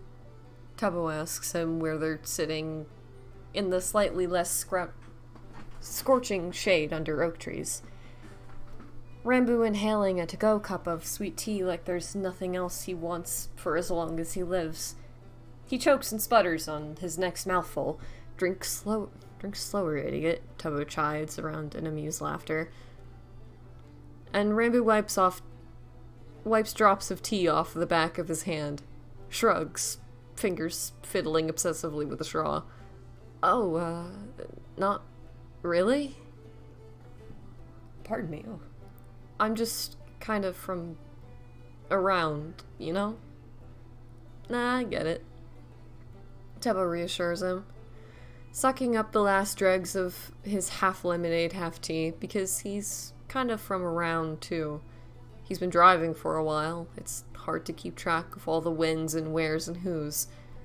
But Tubbo's only ever really known 2 homes. Dysfunctional out the ass, though one may have been, it was still somewhere to go. First there was the brisk sea air of the northeastern seaboard. Actual cold winters and snow that could pile up as tall as him. Butterscotch haystacks spread out across cookie sheets. Soft hushes of libraries where he'd sit and play with his cars while Mom worked. The place where he'd learned so many things that never really seemed to take root. And now there's here, where greenery dips off everything, and it never really gets that cold. Gentle mountains enfolding the land like a kind embrace. Stubbed out cigarettes, and the sweet tang of half and half tea. Rumble of an engine that badly needs to be tuned, overlaying crackling music. The origin of so many things and bad habits that have taken hold relentlessly. You are your father's son, he thinks with a sour resignation burning in his chest. Hates how much that thought crops up. Can't ever recall moments where he recognized his own mother in himself. Seems like he only has her eyes, and that's it. And it twists something up uncomfortably inside.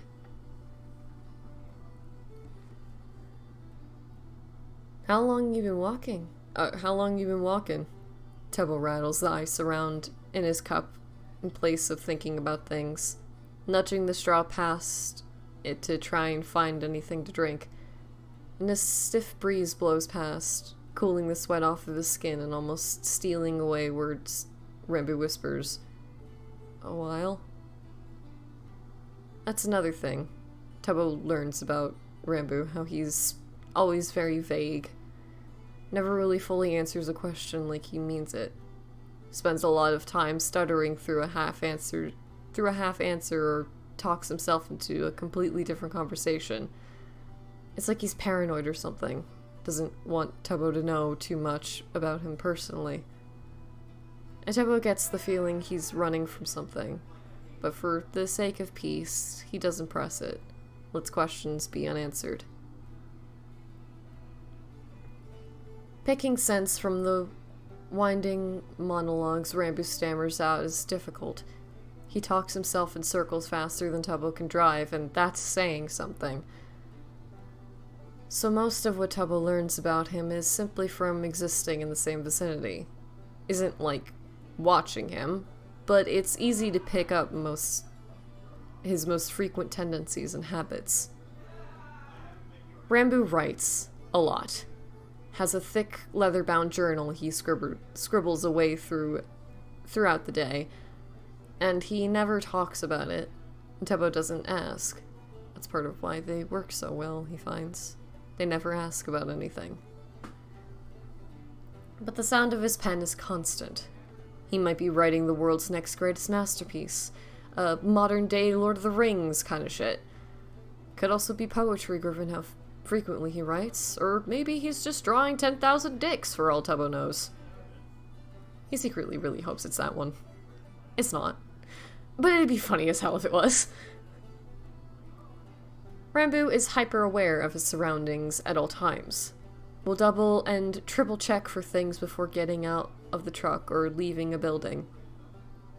Has a little list he mumbles under his breath, hands patting down pockets and shuffling through his pack. He does it almost obsessively, will even run through his mantra while they're driving, like he's somehow lost something in between getting in the truck and whenever he starts. He whispers it so much, Tubbo ends up having the cadence and flow of it down pat. Book, wallet, glasses, necklace, bracelet, backpack, pens, water bottle, shirt, shoes, phone. It's got a particular rhythm to it, and he'll catch himself mouthing it quietly at night sometimes before drifting off. Ranbu doesn't like making eye contact. Will either stare right in between Tubbo's eyes or at a spot on his forehead. Practically lives in his sunglasses until it's midnight or storming badly. His frames are in aviator style, lens dark and impossible to see through. He hides his eyes unless he turns his head in profile, and then Tubbo can sometimes get a snatch of whatever expression he's making. He's so expressive, really emotes with his whole face, and Tubbo starts making it a game to see what kind of reactions he can get. So far, his favorite has been the confused, scandalized, insulted look on... Pardon, let me try that again. So far, his favorite has been the confused, scandalized, insulted look on Ranbu's face after Tubbo rattles off some nonsensical adage from a drifter he gave a ride to once. Tubbo still thinks about it sometimes. Draws a smile to his lips easier than anything. And there's more things than that, but they're all small. Like, Ranbu would probably sell his firstborn for a good glass of sweet tea, but doesn't care for desserts, really. And his skin burns super easily where his poliosis is, yet he never seems to have any sunscreen. So Tubbo starts keeping an extra tube in the glove box. He refuses to take his shoes off, ever, wades into freezing creeks with them on, and complains about wet socks for the next 4 hours. Eats from takeout containers like a fucking debaunt or something, all prim and proper and elegant. His ears are kinda big, stick out from his hair a little, and he doesn't freckle at all. Actually has something of a sunglass tan line that makes him look like a reverse image of a raccoon. Tubbo finds it all needlessly endearing.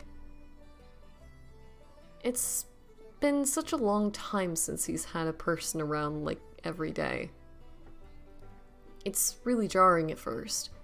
Tubbo kept forgetting at first to wait up at a gas station, almost pulled out a few times before he'd see the faded red hoodie and shotgun and think, oh, that's not mine. Having Rambo around is nice. It's fun and exciting to look over while he's driving and see a person there. To have someone to sit next to while they sip steaming cups of drive-thru coffee, watching the sun come up over hazy fog-covered mountains. But Tubbo knows not to get his hopes up, knows not to get attached. Simply breathes in the cool morning air and enjoys what he has for now. Because it's inevitable. He knows it is. That one day Rambo's going to leave him too.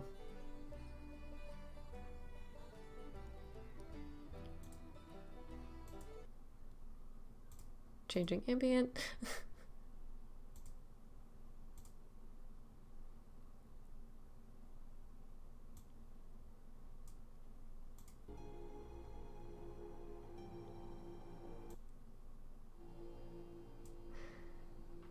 Some nights, if Tubbo can't sleep, he'll crawl up onto the roof of the truck, sit there cross-legged and flick the old metal lighter open and closed. There's no fuel in it anymore, and yet he still keeps it. Just another burned out, useless thing he drags around because he doesn't know how to say goodbye. His fingernail scratches at the initials engraved in the front, J-O-S. Thinks it was part of a gift for graduating law school, along with a box of extra fancy cigars. Wonders how quickly Dad smoked through those when they're the kind of thing that's supposed to be savored. Honestly, that's just the Schlatt family method to life. Blow through things too quickly and burn yourself out as fast as possible. Go stumbling down paths head first without any caution. Falling off the wagon, just never getting back up. It happened to his grandfather, happened to his father. Well, Tubbo's bound and determined not to drink himself to death. Can't stand the smell. Hates stomaching a mouthful, tastes like straight bile. He's gotta pick something. All Schlatts do.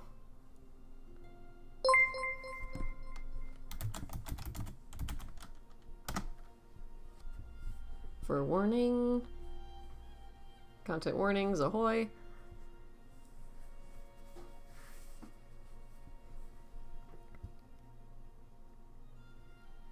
You know smoking's bad for you, right? Rambo begins hesitantly over the rush of wind. And Tubbo takes the next turn with only one hand on the wheel, other hanging out the window with a lit cigarette. It's not the first time he's gotten this lecture, nor will it probably be the last. Rambo is very anti-smoking, which is understandable. From what Tubbo's been able to piece together, he's got a good head on his shoulders, common sense between his ears. Knows, like everyone knows in the age, all the harmful side effects of cigarettes, and logically chooses to avoid the things altogether. But see, Tubbo doesn't have a good head on his shoulders. Nothing in between his ears but wrinkled and crumpled memories and thoughts he tries to forget. It causes about 1 in every 5 deaths in the US alone, Rambo says unsurely as Tubbo brings his hand back to take a drag. And that has to be his favorite statistic, Tubbo thinks as he blows smoke out the window, because he's told him about 10 times now. Yeah, I know, I'm trying to quit. Tubbo sighs. And even though that's what he always says, he's not sure how true it is. Keeps buying packs anyways, can feel them crinkling under the bare toes of his left foot. Sorry, does the smell bother you or something? Not really? You always, exhale out the window, so, yeah. And I don't have, like, a good sense of smell, anyway? Rambo says, like a question, and Tubbo adds that to his mental notes stacked on him. That sense of smell. Fingers rapping against the steering wheel as the other continues. But it's still not great for you, and if I could help you try and quit. I mean, if you want. There's something about the way he says it. Kind, shy words extended like a hand in offer. Fingers desperately reaching for him to take my... fingers desperately reaching for him. Take my hand, take my help, come on. That reminds Tubbo of someone else. Someone else. Someone else long time ago, but not that long at all. Not really.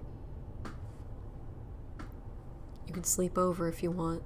Don't you want to get out of here? I'm trying to help you. Why won't you let me help you? Rings back and forth in his mind like a clamoring church bell. Friendly words growing hotter and sharper the more obstinate he gets. The more self-destructive. Purposefully acting like an ass. All in a bid to get Tommy to leave him alone, to make sure he got out. He would have stayed if he thought Tubbo needed him. You did. You do. There's nothing worse he could ever do in his whole life than if he'd trapped Tommy here. So he made sure to leave no room for doubt. Oh, there was so much doubt. What are you doing? Don't do this. But Tubbo did. Made it so Tommy thought he didn't need him.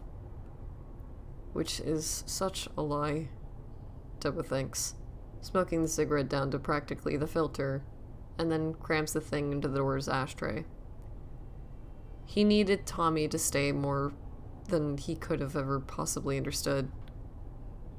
But here's the thing, when you love someone too much, you've got to do what's best for them, no matter what.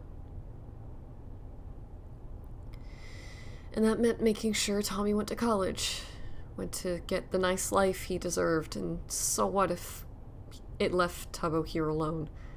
Part-time mechanic at 18, looking after his dad. Orphan at 19, with a corpse on his hands. Drifter at 20, with nowhere to go. It was sad, but it kind of felt like this was always how it was going to end up. All the stars aligned, all the cards in order, this place in the universe. So Tubbo didn't bother fighting it much. Just steamrolled down windy mountain roads, trying to have nothing in his head. Music too loud and sun hot on his face. Scraping by where he could live out a textbook failure of a life.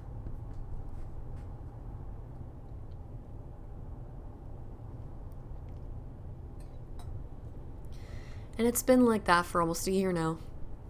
Nowhere to go, no one to answer to. Only him and his not thoughts and his trip where he isn't lost. Green mountains and frozen streams and salty rich food. Maybe the occasional chatty weirdo to break things up. Real nobody going nowhere. But now there's Ranboo. Here's a temporary acting like he's something permanent. Life has a funny way of going completely how you expect it, and also not. Because somehow Tubbo's found himself with another person in his truck, trying to care about him. And that's not how this is supposed to go. Tubbo doesn't need people.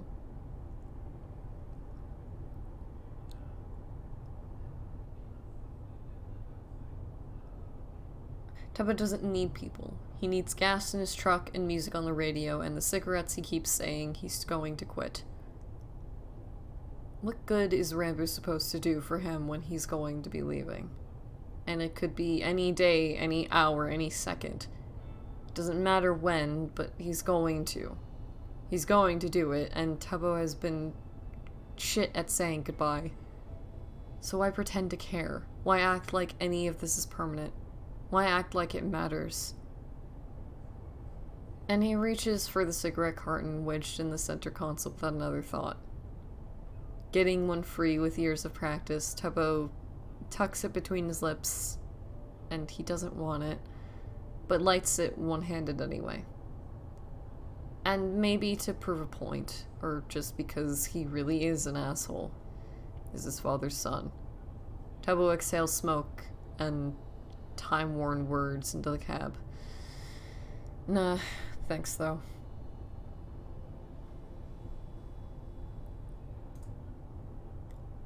Tubbo needs money.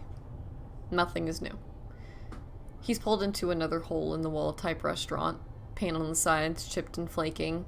Rusting corrugated tin roof and hand-painted sign that may or may not be spelled wrong. But Tubbo really can't tell. This one's a chicken place, as opposed to the barbecue place they just left. And while an equal opportunity eater, what Tubbo wouldn't give for a good fried chicken right now.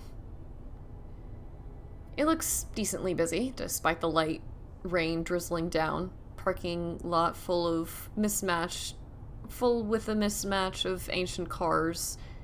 And that means A, good food, and B, hopefully they need some extra servers. And he's turning the truck right off when Ranboo asks, "Oh, are we getting food?" Actually, let me change the music here.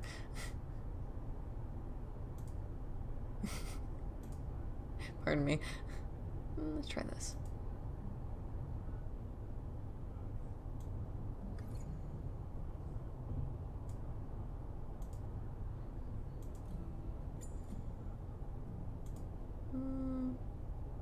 Hold on. Pardon me. Must get immersion, you know? How about this?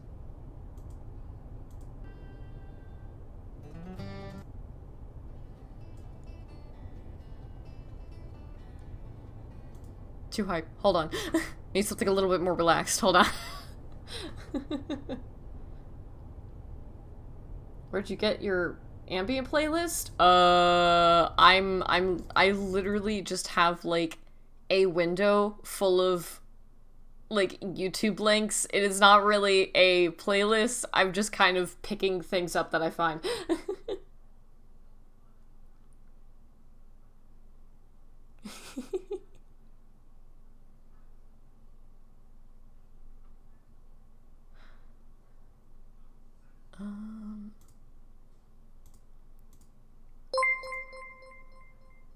Let's try.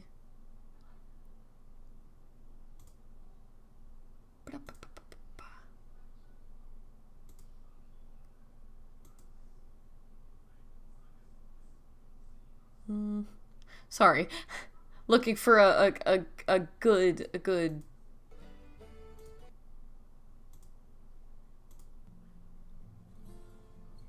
Yeah, that works. Alright.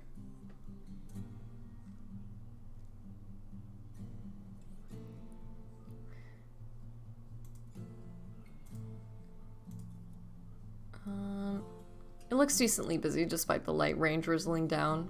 Parking lot full with... Sorry. Just realized it was raining. Hey look, rain avian! Thank you for the subs, by the way.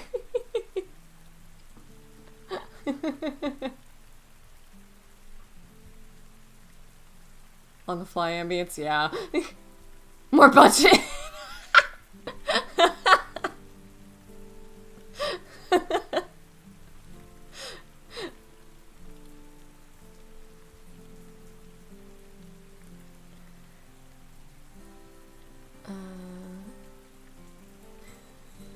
He asked back at the other restaurant too. Seemed mildly interested in pulled pork for dinner, but unfortunately the staff hadn't needed any extra hands.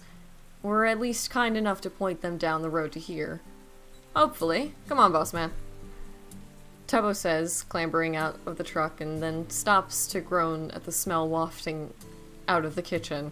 Tips his head back as the door slams close. Oh, damn. I really hope they're short tonight.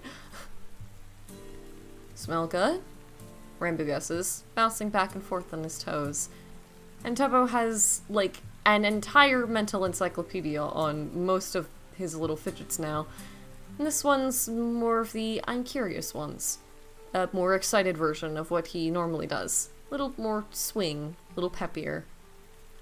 Oh, right, you and your poor broken sniffer. Tubbo laughs, meandering across the parking lot with Ranboo trailing behind, grins over his shoulder as he hauls open the front door for him. But yes, it smells very good. Ranboo has to duck to get through the door, sputters and stalls a bit in the entryway, until Tubbo slips in past him, acting as a very inadequate buffer between him and all of the people crammed inside. If possible, it smells even more unbearably delicious in here. Rich, salted, peppery tang of fried chicken and stewed greens. Something homey and buttery that's probably fresh biscuits, and God, Tubbo hopes they need extra set. 2 extra sets of hands. Hey, how can I help y'all? The girl at the front desk asks, dusting her hands off on a liberally stained apron, dark hair pulled back into 2 puffy little pigtails.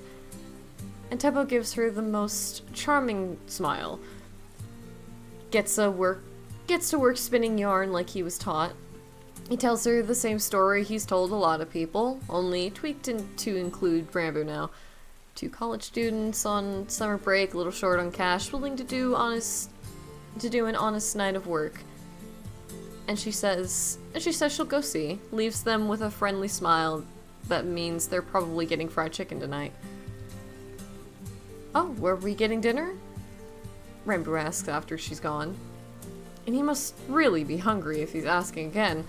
So, Tubbo pats him comfortingly on the arm, grinning up at him when he looks down quizzically. Working on it, boss man. Don't worry your pretty little head. I get... Ranboo opens, then very promptly shuts his mouth, whipping his head away not before Tubbo saw how red his face got. And he laughs loudly as Ranboo shrinks down into his shoulders. It is one of the simplest joys in life, making Ranboo flustered. Mostly because it's really easy to do, and also because it's funny how quickly and completely red his face gets, color bleeding all the way up to his neck like a thermometer. For all his stuttering over it, Tubbo knows Ranboo enjoys it too. Can never fight the small grin off of his face. Wraps pieces of hair fast around his fingers, and that's a pleased fidget. Means he's happy with something. He'll do it when they've... Sorry, just... Giggles, twirls hair. Kicks feet.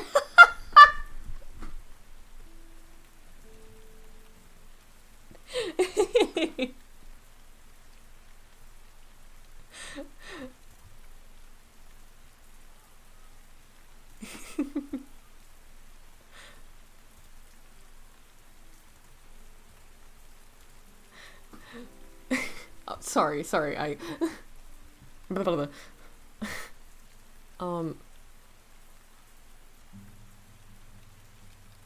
do it when they've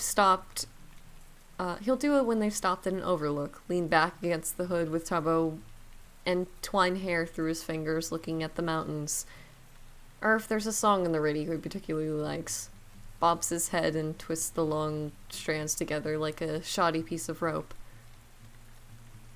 It's always a good one to see, and he's doing it now, fiddling with the hair pushed behind his ears. And Tubbo can't help grinning, rams into him playfully. Doesn't try to knock him over. He isn't trying to knock him over, but Ranboo never seems to have any control over his limbs. Goes tripping to the side and would likely fall right on his face if Tubbo didn't catch him. Timber! Tubbo crows, one hand wrapping securely around Ranboo's arm to help haul him back upright. And he goes along pliantly, sticking his tongue out like a child, and gestures with a gesture which Tubbo is more than happy to return.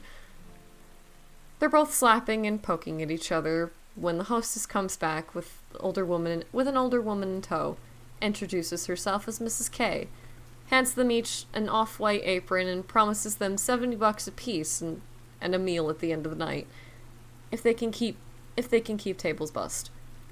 Tubbo only barely stops himself from spitting out "holy shit" in surprise, gives her a snappy salute as he calls her boss ma'am, to which she laughs heartily and pats him on the cheek.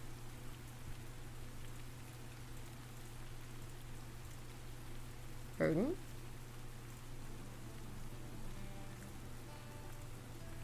The strap of the apron is barely over his head before Tubbo's put to work. Weaves his way through the crowded... Pardon? Weaves his way through the crowded dining room, tying the strings around his waist taut. Uses his free hand to grab a load of used glasses on the way back to the kitchen. Mama Kennard's is busy. That kind of slam that restaurants only get on Friday nights. Seems like one table barely gets up before another party is sitting down. Laughter and conversation echoing loudly in the small space. There's a never-ending stream of dirty dishes back to the kitchen, and Tubbo's done this enough times that he can get a whole stack of them balanced in his arm. Then fill his empty hand with glasses no problem. He's so fast at it, actually, he ends up taking food out in between bussing tables. Starts to learn the menu well enough, the wait staff are letting him take orders by the end of the night.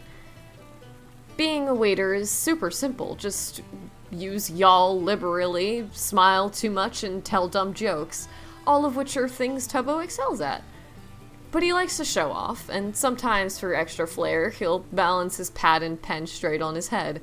Gets the whole table clapping and cheering him on.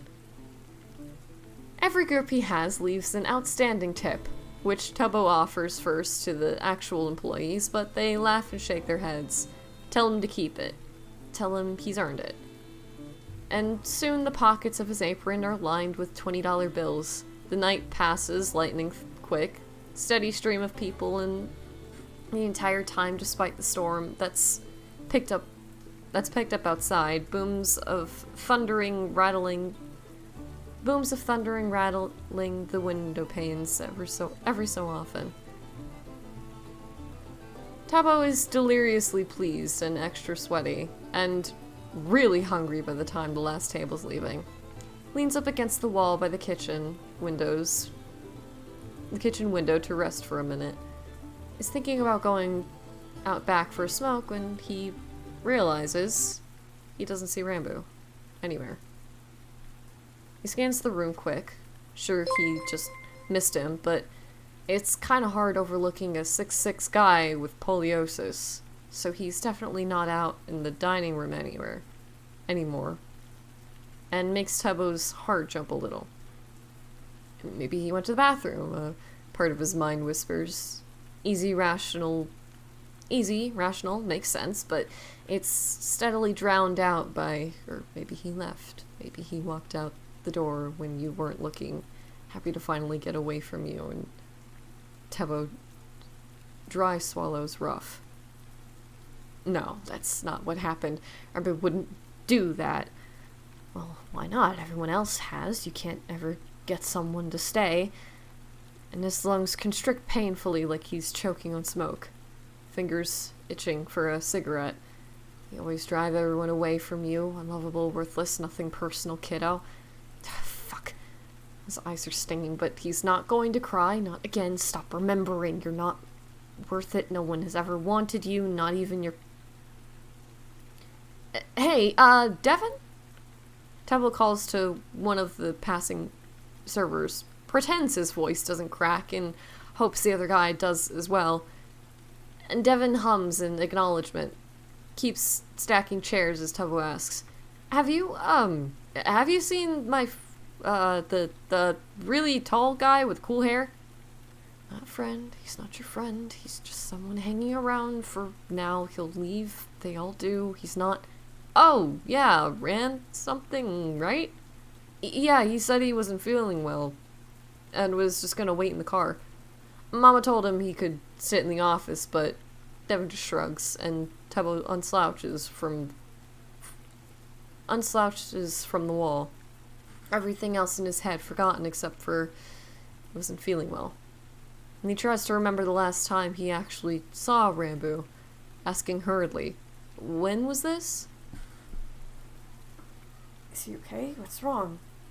Don't have money for a doctor. What's bothering him? Head, stomach, something else? Is he... Couple hours? I don't know, sorry man, it got real busy. Devon says apologetically, sympathetic scrunch in between his brows as he turns to face Tebo. Hands bracing on the table behind him. If it makes you feel any better, he wasn't throwing up or nothing, just kinda pale. That's still not really a good thing. And Tebo's already untying his apron. Knows without having to be told that Rambu has some sort of anxiety issue, explains his constant fidgeting and hatred for eye contact. Oh, fuck, the crowded restaurant probably triggered a panic attack or something. And vile things twist around in Tebo's gut because he didn't even notice. Was too busy, caught up in himself like always. Selfish, self-centered, egomaniac. Just like him, you're just like him. Chip off the old block. Apple doesn't fall far. You're me, kiddo. You're nothing. Tebo snarls at himself, jerks the apron over his head angrily, repeating like a mantra, stop remembering, stop remembering, stop remembering. Words tripping out of his mouth fast and agitated. Hey, sorry, I'ma be right back. I just gotta... Yep, no worries, man. I'll tell Mama to keep y'all's food warm. Devon tells him easily. Catches the apron, Tebo tosses at him, and then he's slipping out in the front door into the deluge. Compared to earlier, the parking lot is completely deserted. Just the cars of the employees left, and then Tebo's truck. And he dashes up the driver's side door, absolutely drenched in a second. Lightning streaks past, and thunder answers, booming overhead, but it's such a familiar thing, Tebo doesn't even jump. Sounds to him like nothing more than the grumbling noises his truck makes. Looks in through the window and is somewhat relieved to see a dark figure sprawled across the front bench seat. He stayed. He didn't drive him off. Still here. Yeah, for how long though? But Tebo forces it out. Can't worry about that right now. Wrenches the door open without really thinking. In hindsight, it's a bad idea. If Rambu really did have a panic attack earlier, surprising him like this is only going to make him feel worse.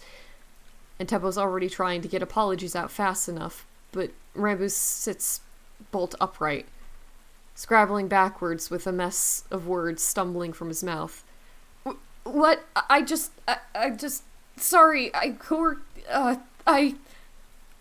Fuck, his voice is all wrong. Thick and clogged with emotion. Has he been crying? Tebo hops his dripping ass into the cab, slams the door shut on another bang of thunder, and shoves sopping hair out of his eyes.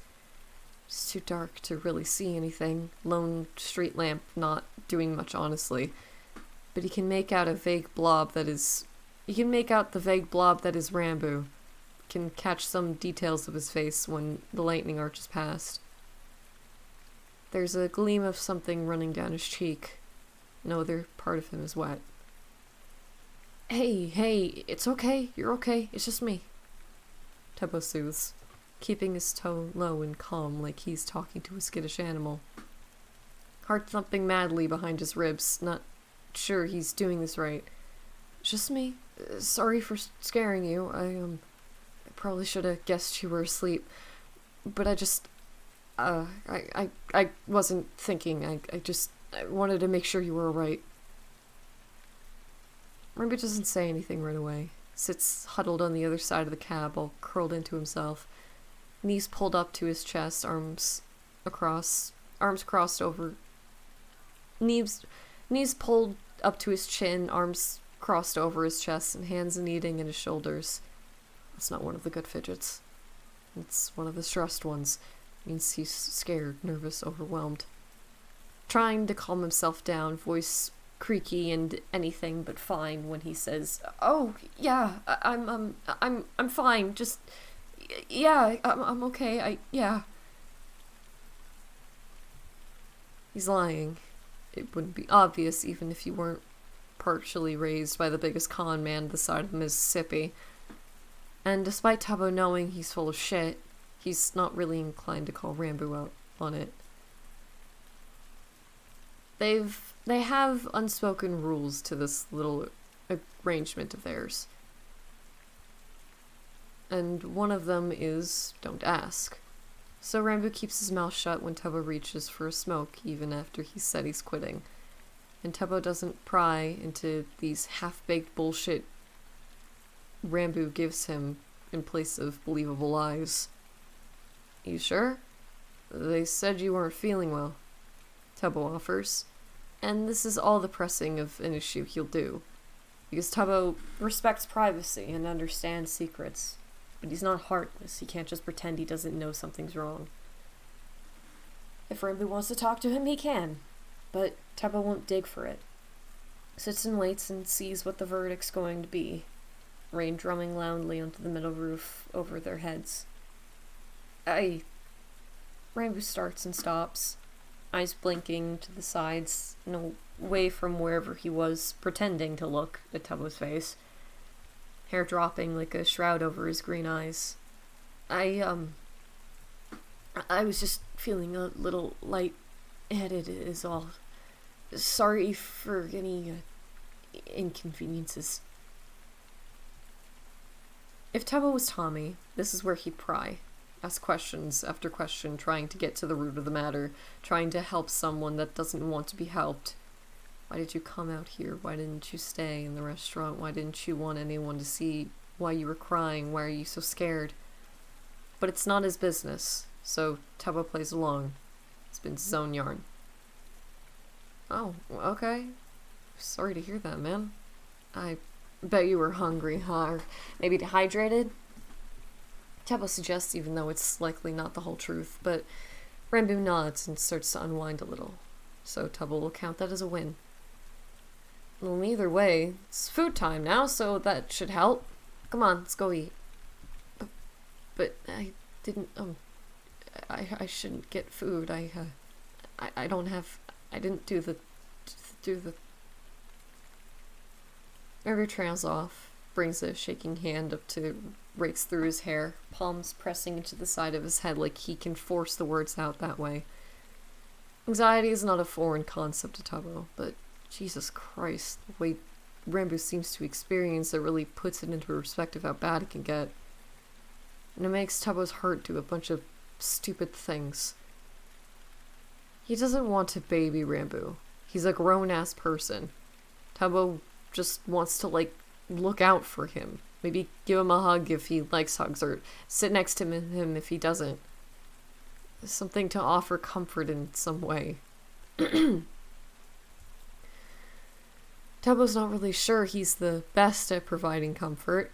He hasn't had it in so long, he's not sure he remembers the shape of it. But he's going to at least try, because he's the only idiot here and he can't not do something. Hey, don't worry about it. You're gonna get food, I'll pay if I need to, Tubbo says softly, stretching a hand out, not sure if he's trying to touch or offer something for Ranboo to take. And Ranboo just stares at his extended fingers, voice wet again when he says, "You don't need to spend your money on me. I want to." You ever had real southern fried chicken before? Tubbo asks with a slight grin, and Ranboo thinks about it for a minute, but just shakes his head no. And Tubbo wiggles his fingers imploringly, insisting, "Well, now I have to. Let's go. Dinner time, mister." And it takes a second or two more, but Ranboo eventually caves, hesitantly sliding his hand into Tubbo's, letting himself be led from the cab into the storm like a fancy lady out of a horse-drawn carriage. His palm is warm against Tubbo's, skin a little rough, long fingers wrapping unsurely over his wrist. And it's so startlingly nice. Tubbo forgets to let go at first, his own fingers stretching back to feel at the delicate skin-covered knuckles before dropping away. Pardon me a second. I need to find ambient.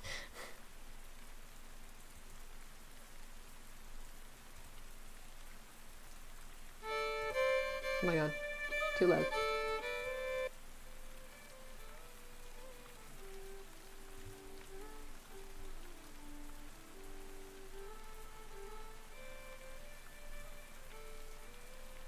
Where was I?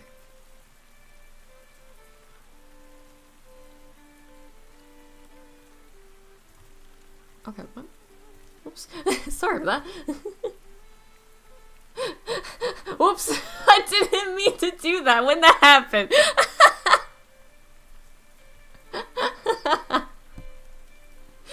Sorry.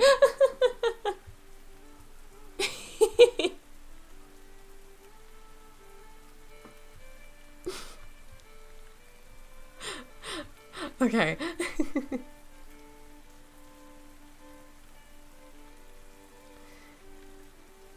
They're both drippy and wet once they get back inside. Are sent to the kitchen so they don't ruin the hardwood floors. Sit on upturned buckets by the still pinging fryers and ovens to try to dry off. Rambo always looks like a bedraggled cat when his hair's wet. Grumpy pout on his face and two big stick-out ears rings out whole inky chunks of hair and grimaces as runoff splashes into his already damp jeans. Water rolls down Tubbo's nose from his own drenched hair, and he gets a real shitty idea. Shakes his head vigorously like a dog and sprays everything in the nearby vicinity. Wow. Gee, thanks. Rembu quips dryly, makes a big deal of blinking water out of his eyes, and Tubbo laughs. Goes to bump him into him, but underestimates the stability of the bucket. Almost ends up cracking his head into the tile floor before he catches himself. Loud laughter suddenly bursts into the relative quiet of the kitchen, and Tubbo snaps his head up immediately. Freezes, staring at the way Rambu practically chokes. He's laughing so hard. Eyes completely scrunched and closed. Tubbo's heard him laugh before, but it's always been quieter, short huffs of not quite giggling, nothing like this. Full-bodied and silently cackling like he's just physically can't contain the joy in him anymore. He's got laugh lines and crow's feet like this. It's really endearing. He should not be this endearing. But he is. Silly, kind, odd Rambu with his 800 fidgets and mismatched eyes and stumbling sentences, two big ears and lightning streak hair. And in that moment, Tubbo can't fight the idiot away. He smiles. Fight the idiot away, he smiles at him. And this goofy weirdo he found on the side of the road and who decided to come with him for some reason. What are you smiling at? You almost busted your face open. Rambu hiccups out, between the last of his ringing laughter, wiping the good kind of tears out of his eyes. And Tubbo just grins wider, kicking him playfully. You got a good laugh, boss man. Unfortunately, it's not enough to get him to full thermometer, but Rambu does go slightly pink and flicks his eyes over shyly, looking somewhere between Tubbo's eyebrows as he says, "Thanks, I like your smile.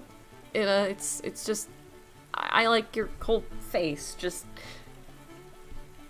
Rambu then fans all his fingers out like a starburst, like a firework or flower petals. Fingers pinching at his cheeks, like... Fingers pinching at his cheeks. Hi, smiley pants. Quickly drops his hand back to his lap and shrugs. I don't know, I like it. Thanks. Tubbo insistently hears himself mumble back. Mind 1,000 miles away and 1,000,000 years ago in a splintery pier above a cold ocean. Thinks he can smell the salt on the breeze and taste cherry in the back of his tongue. Feel the warm fingers poking at his grinning cheeks gently. Lights up your whole face. little sun drop. Such a happy thing. Such a sweet boy. Love you dearly. Love you so much.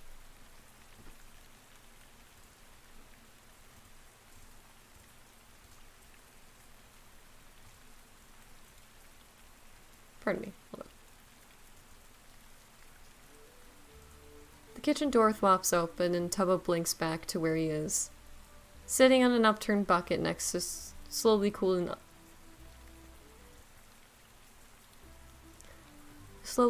next to a slowly cooling oven in God knows where Appalachia, has to remind himself to stop remembering things he's not supposed to.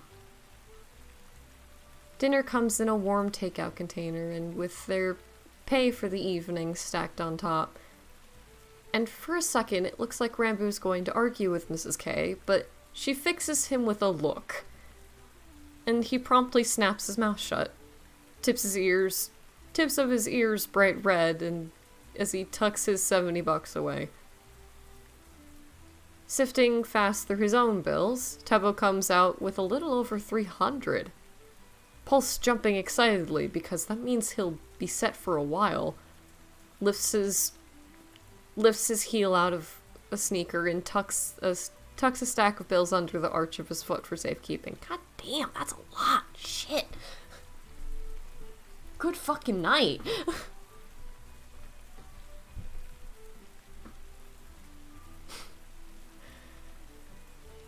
They stay and eat in the kitchen, since they're both a little soggy, but Devin opens up the back door to let some cool air in, and Tubbo watches the storm roll on, crunching through the best fried chicken he's ever had.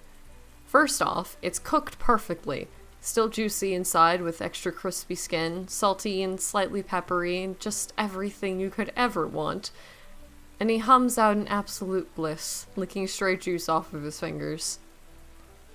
Ranboo looks like he's having his own religious experience. Eyes wide as he plows through everything. Turnip greens and mac and cheese and fried okra. Chicken reduced to a small pile of bones, plastic fork trying not to be obnoxious as it drags along the empty edges of his styrofoam container. He doesn't say anything, and he sure as hell isn't going to ask for more, but it doesn't take a genius to suss out that Ranboo's still hungry. A decent meal like this is kinda few and far in between for them, and picking out the last of what he wants, Tubbo is about to offer his leftovers when there's a big dented metal spoon dropping something yellow-orange into the center of Ranboo's box. Both of them look up to see Mrs. K with the mac and cheese tray balanced on a hip. Kind smile on her face as she nods her head at a startled Ranboo.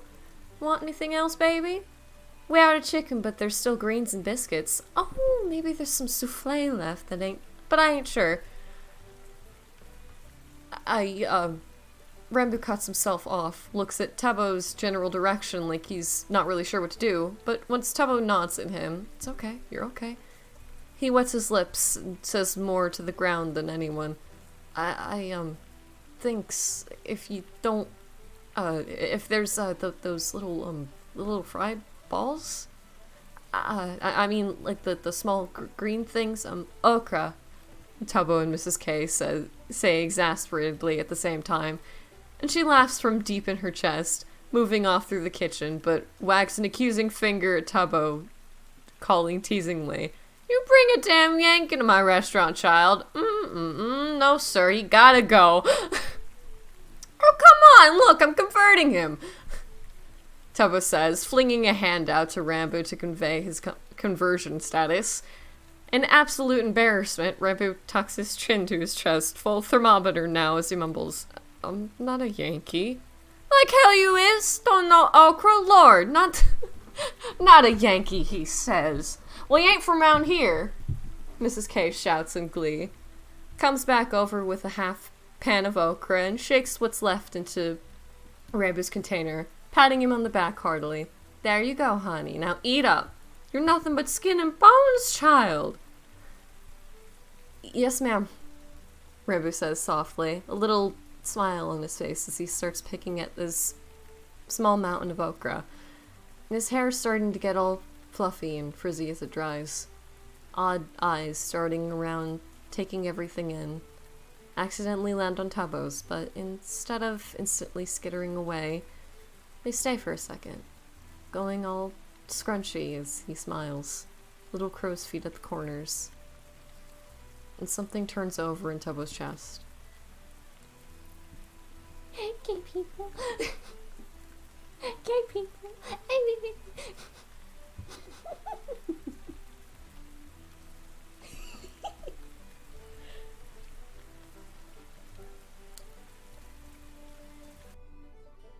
Changing the ambience. Here we go.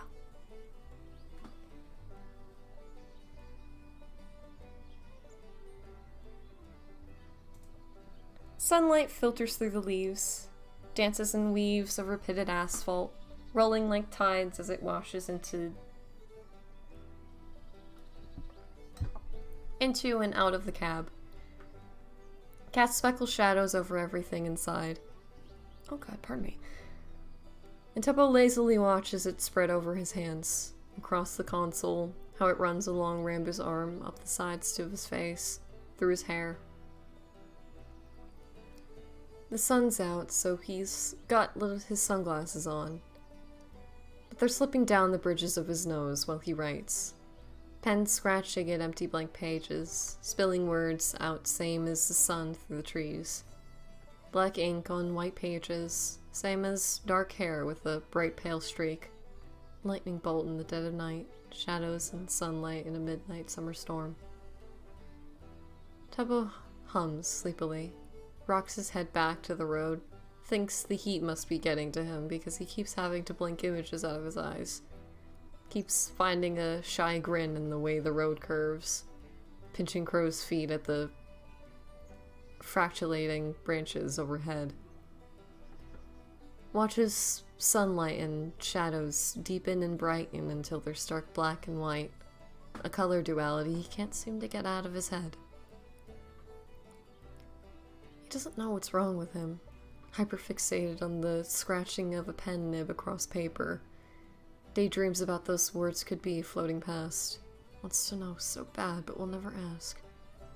Can't stop thinking about 800 fidgets and cackling laughter and a filled seat next to him. It has to be the heat. It has to be the fact that it's almost 90 degrees and there's no AC.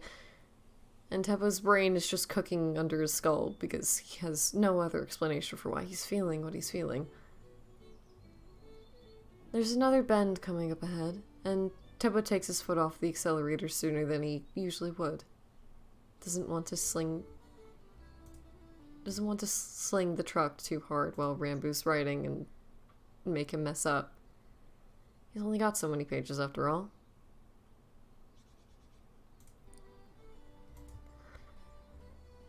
On the off chance they're actually passing through a real town, Tubbo will keep his eyes peeled for a thrift store or secondhand shop. Needs new clothes every now and again, but once he figures out how much Rambu likes wandering through the dusty stacks, he starts pulling over more often. I used to want to be an archaeologist. Research... Oh, wrong delivery. I used to want to be an archaeologist. Research lost civilizations and things like that. Rambu explains, back to Tubbo as he pokes through moldering photo albums like they're made of gold.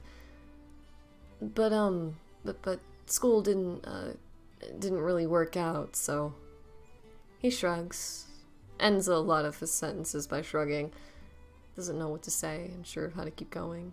But Tubbo understands school not working out. Even if he doesn't get why Rambu is so fascinated by all of this old dusty shit. Yeah, okay, it's slightly hypocritical in that Tubbo collects ancient, rusted out pieces of metal, but that's because they look cool. He likes the patterns etched into their surfaces. Couldn't give less of a shit what they were used to be used for, or what their story is. Rambu cares about that kind of stuff, though. Talks fast under his breath, trying to piece together the story for some banged-up typewriter. Pulls out really dated clothes and wonders what the people were like, who they were, how they lived their lives. He says it's important to know these things, that it's important to remember. Tubbo disagrees, thinks there's nothing more vital or crucial than learning to forget. It's okay for them to disagree, though. They get on more than fine in general, better than two strangers on the road should. And it's honestly strange how they start to know each other so well. Tubbo already had his mental notes stacked on Ranboo as he does keep adding to it. Ukra is his new favorite thing. He's got his ears pierced in high school on a whim, and he wanted to be an archaeologist. But it's entirely disarming to find that Ranboo's been learning about him too. He knows Tubbo's preferred drinks and snacks. It's not just recognizing labels or packaging. Ranboo knows all the fussy little things Tubbo does before buying anything. Digs Cokes out of the very bottom of coolers, trying to find the coldest ones. Checks crisp packets to see if they're too smashed. Makes sure candy bars aren't broken or completely melted. Ranboo doesn't have a lot of money. Neither of them do, but this is the only time he's free with the dollars he does have. Somehow, amazingly, he knows when to be quiet and when to help carry on conversation. He can read into Tubbo's moods with startling accuracy, lets music sit warm and comforting in between them on days Tubbo just can't make his tongue work. And when he stares unseeing out the windshield, trying to forget. And then other times it's the soft pitch of Ranboo's voice, rising along with his own. The easy dip of his quiet laughter. Ranboo doesn't talk a lot. He's shy, he's quiet, he likes to listen more than speak. But whenever he does tell stories, Tubbo finds himself hanging off every word. Tubbo never told him, but Ranboo figures out that he has issues reading sometimes. Will narrate the road signs they pass like he's just doing it for himself. Asks questions or makes comments that help untangle the spaghetti Tubbo is squinting at. Because once he knows what the words are supposed to say, he can read just fine. Relaxes and maybe kind of starts to feel less like an idiot giving answers to all the things Ranboo asks. Ranboo doesn't know a lot. It's not ignorance, it's not idiocy. He's confused, he's lost, he's turned around. But he's not dumb, even if he asks the same questions a lot. There's a bunch of in-between things too. Like he knows not to touch the radio without asking, respects a few things Tubbo's claimed entirely as is, doesn't argue over directions or point out if Tubbo's pronounced a word wrong, won't press on questions and will never demand answers to anything. Completely content to just sit and shotgun and let Tubbo call all the shots. And Tubbo always thought he was too difficult to understand, too much of a pain, and that's why no one really tried. But Ranboo makes it seem like it's easy, keeps pace in a way Tubbo's not used to, puts up with his moods and his shit attitude and the smoking he's not cutting back on. And that's kind of why it's so startling, because he's still here despite everything. Why? Why are you still here? Why are you still here with me? Tubbo thinks, but could never bring himself to ask, too terrified of the answer. Both hands tight around the wheel as he swings past a waterfall Ranboo is staring at with wide eyes. And when he dips out of that bend in the road, when those eyes accidentally drift to settle on him, like they've been doing more and more lately, he gets his answer, and it's one he can't believe. Because I want to be here. That's what those mismatched eyes say when they scrunch in a smile.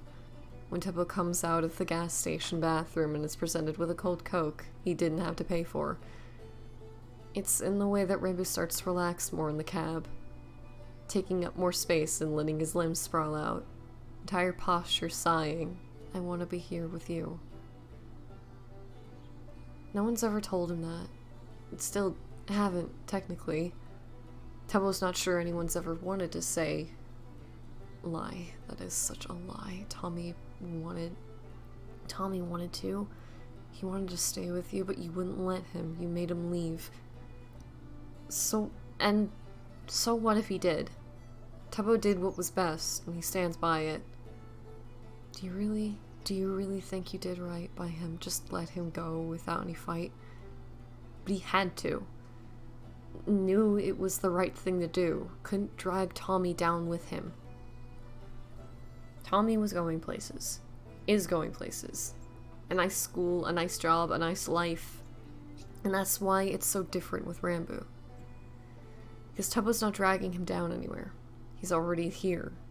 Trudging along at the base of mountains, same as Tubbo.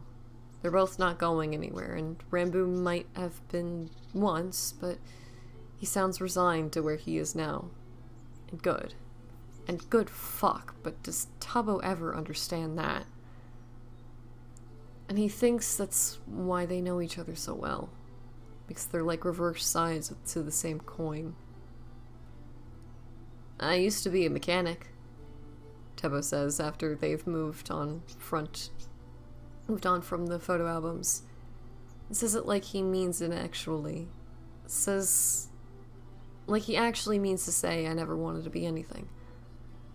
But Ranboo looks back somewhere at Tubbo's forehead, grinning shyly. Really? Not surprised. You're so smart, I could never figure out any of that. You're so smart, I could never figure any of that out. Ranboo, I barely passed high school. I would not call myself smart.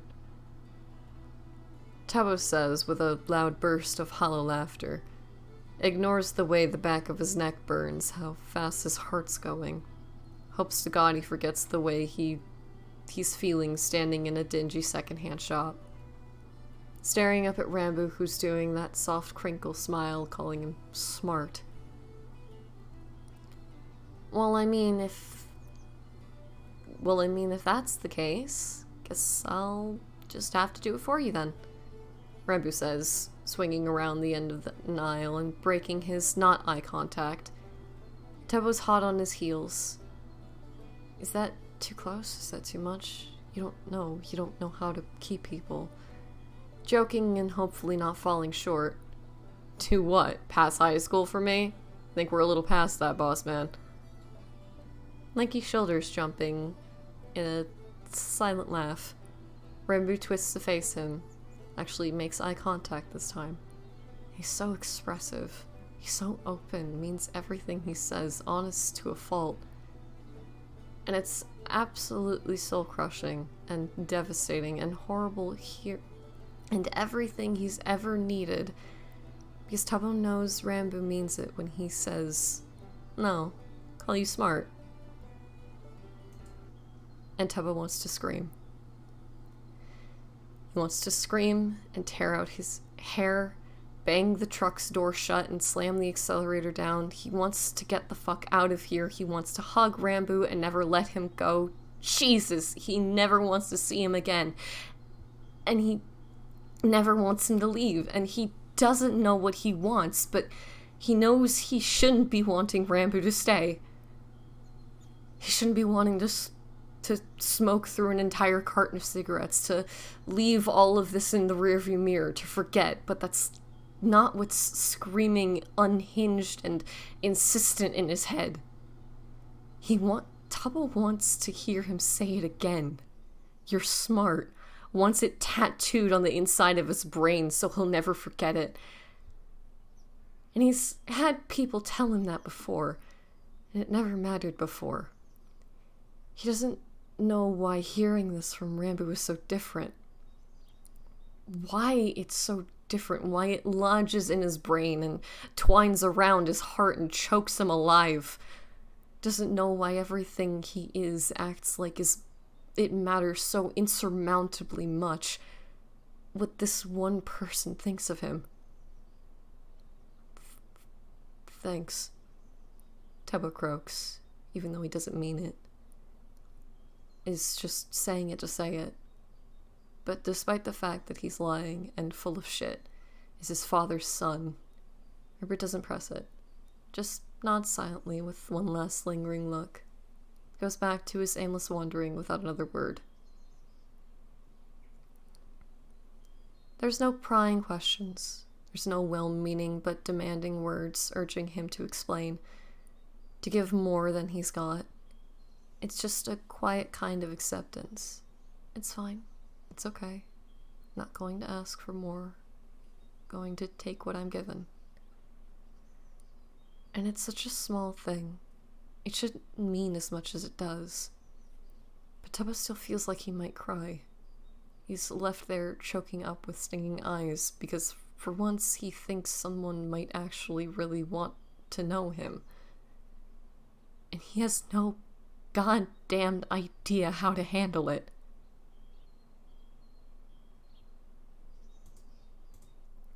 So he does it. Tubbo can't figure out how to deal with it, so he does what he does best. He forgets about it. But Tubbo's not really good at a lot of things, so he can't. He can't get rid of it.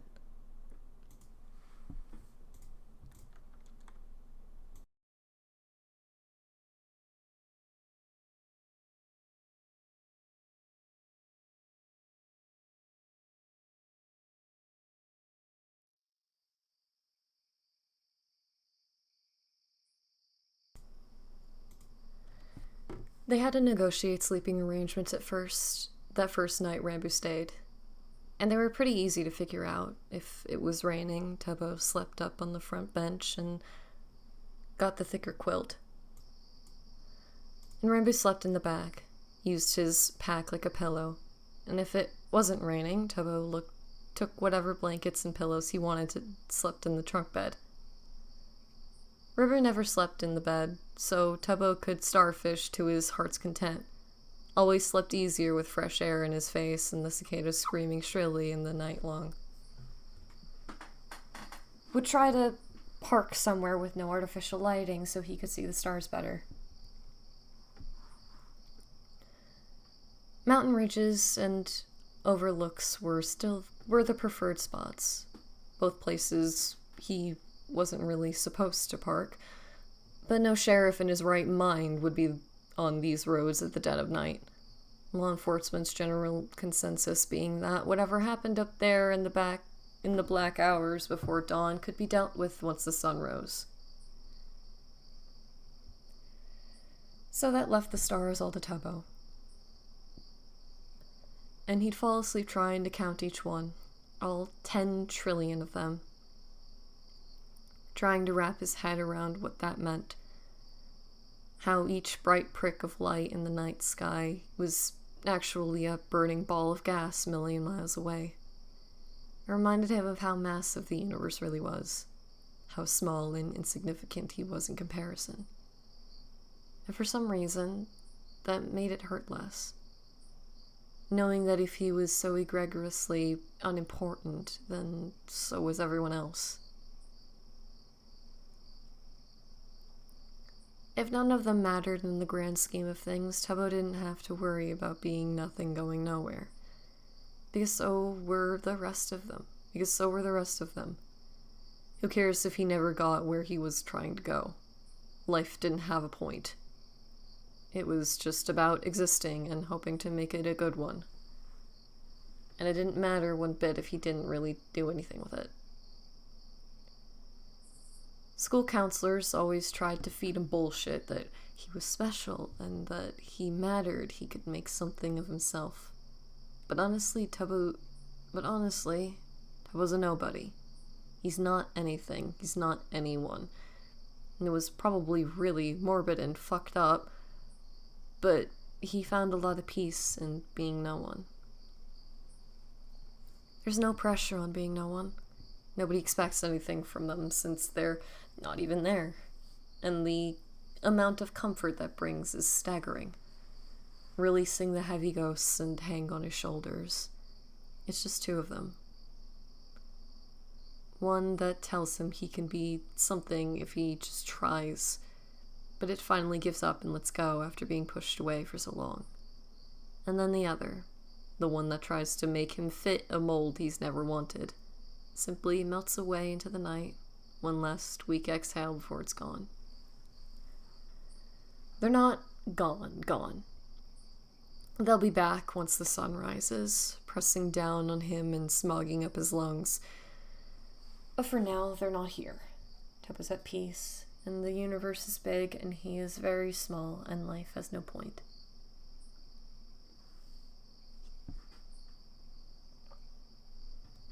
It's funny, he thinks out on the hazy edge of sleep. Mind lulled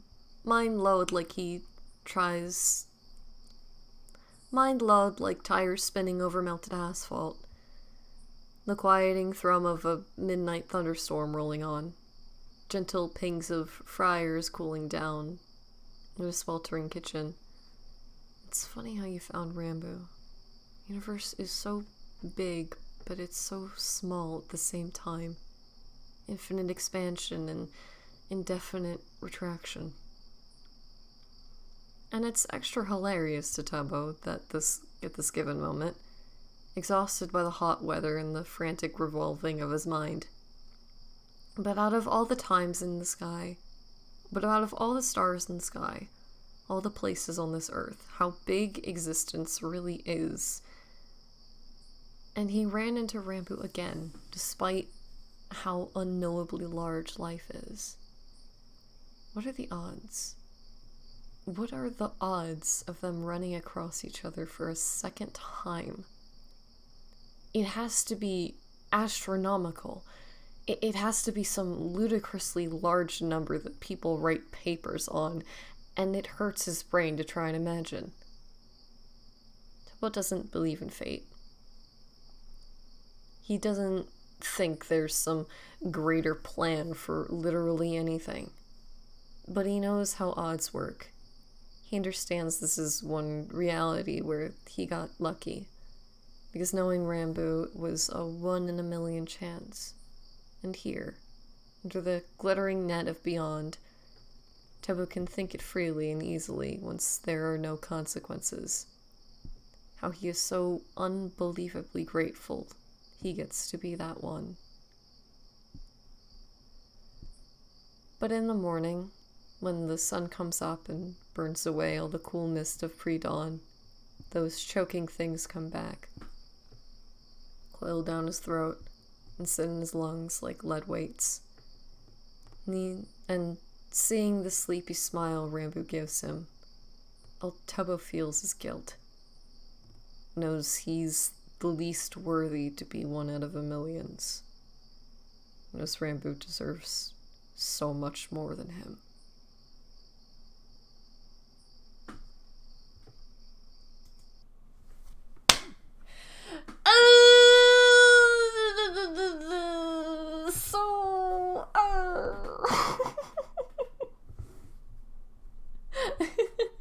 How are we feeling, guys? Yep, that was the end of this chapter. That was the end of this chapter. I told you it wasn't a long one.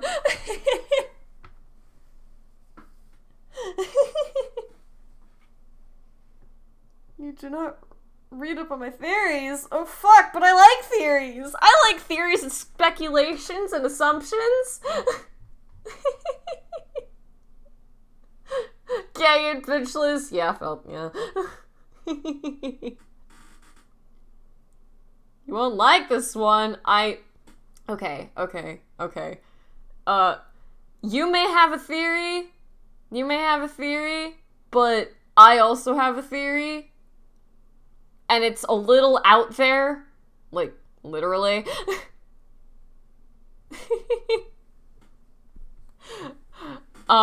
Actually, let me tell you my theory, because I think you guys will laugh. It's I tend to come up with a lot of, like, crackpot theories. Like, a lot of the outside the box kind of shit. And you're allowed to laugh at this one. But there was, I was talking to Helen, like, before I started reading this. And she was, like, trying to explain it to me, and I was like, shut the fuck up, Spud. Anyways. I was talking to Helen before I read this, and she was trying to explain what Fading Lights was about. She was like, I can't really explain it, or else it'll spoil it. And I'm like, okay, fair enough. And I'm kind of piecing together things about Rambo. Specifically the notes on his appearance. Like, well, okay. It feels a little... It's just... To hear me out.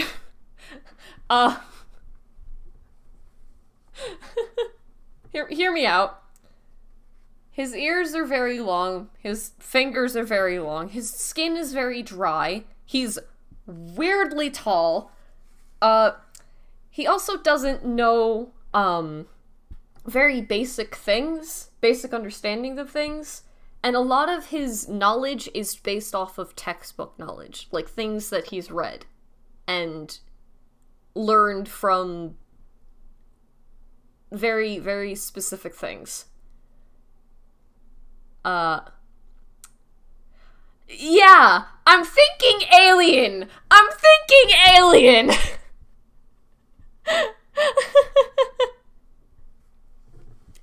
It's a little out there, but I'm thinking some kind of alien, you know?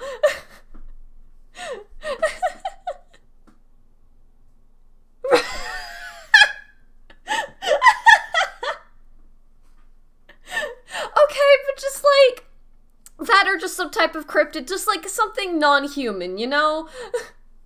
Alien bug.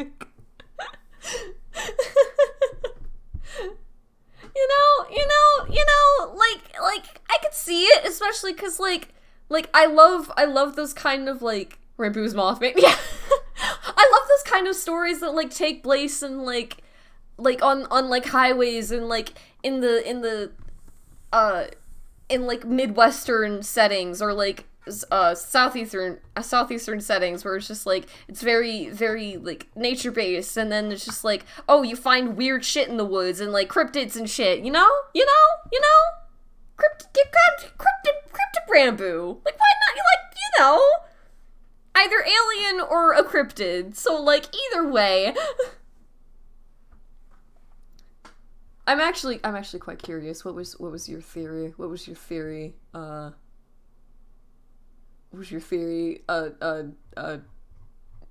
Daydreamer. I'm actually quite curious. You used to be on my jam when I was like, yeah. Better than my theory, which is basically Rambo's terminally ill and will die before the fic ends. I mean, that was also kind of another one that I thought of, so like you're not, I mean, you know.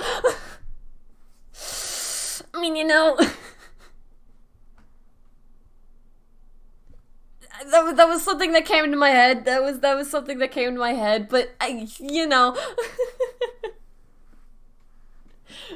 But either way, both are valid. And now we have to wait for the next chapter because it's not out yet. Yeah, it's not. We have to wait for the next chapter.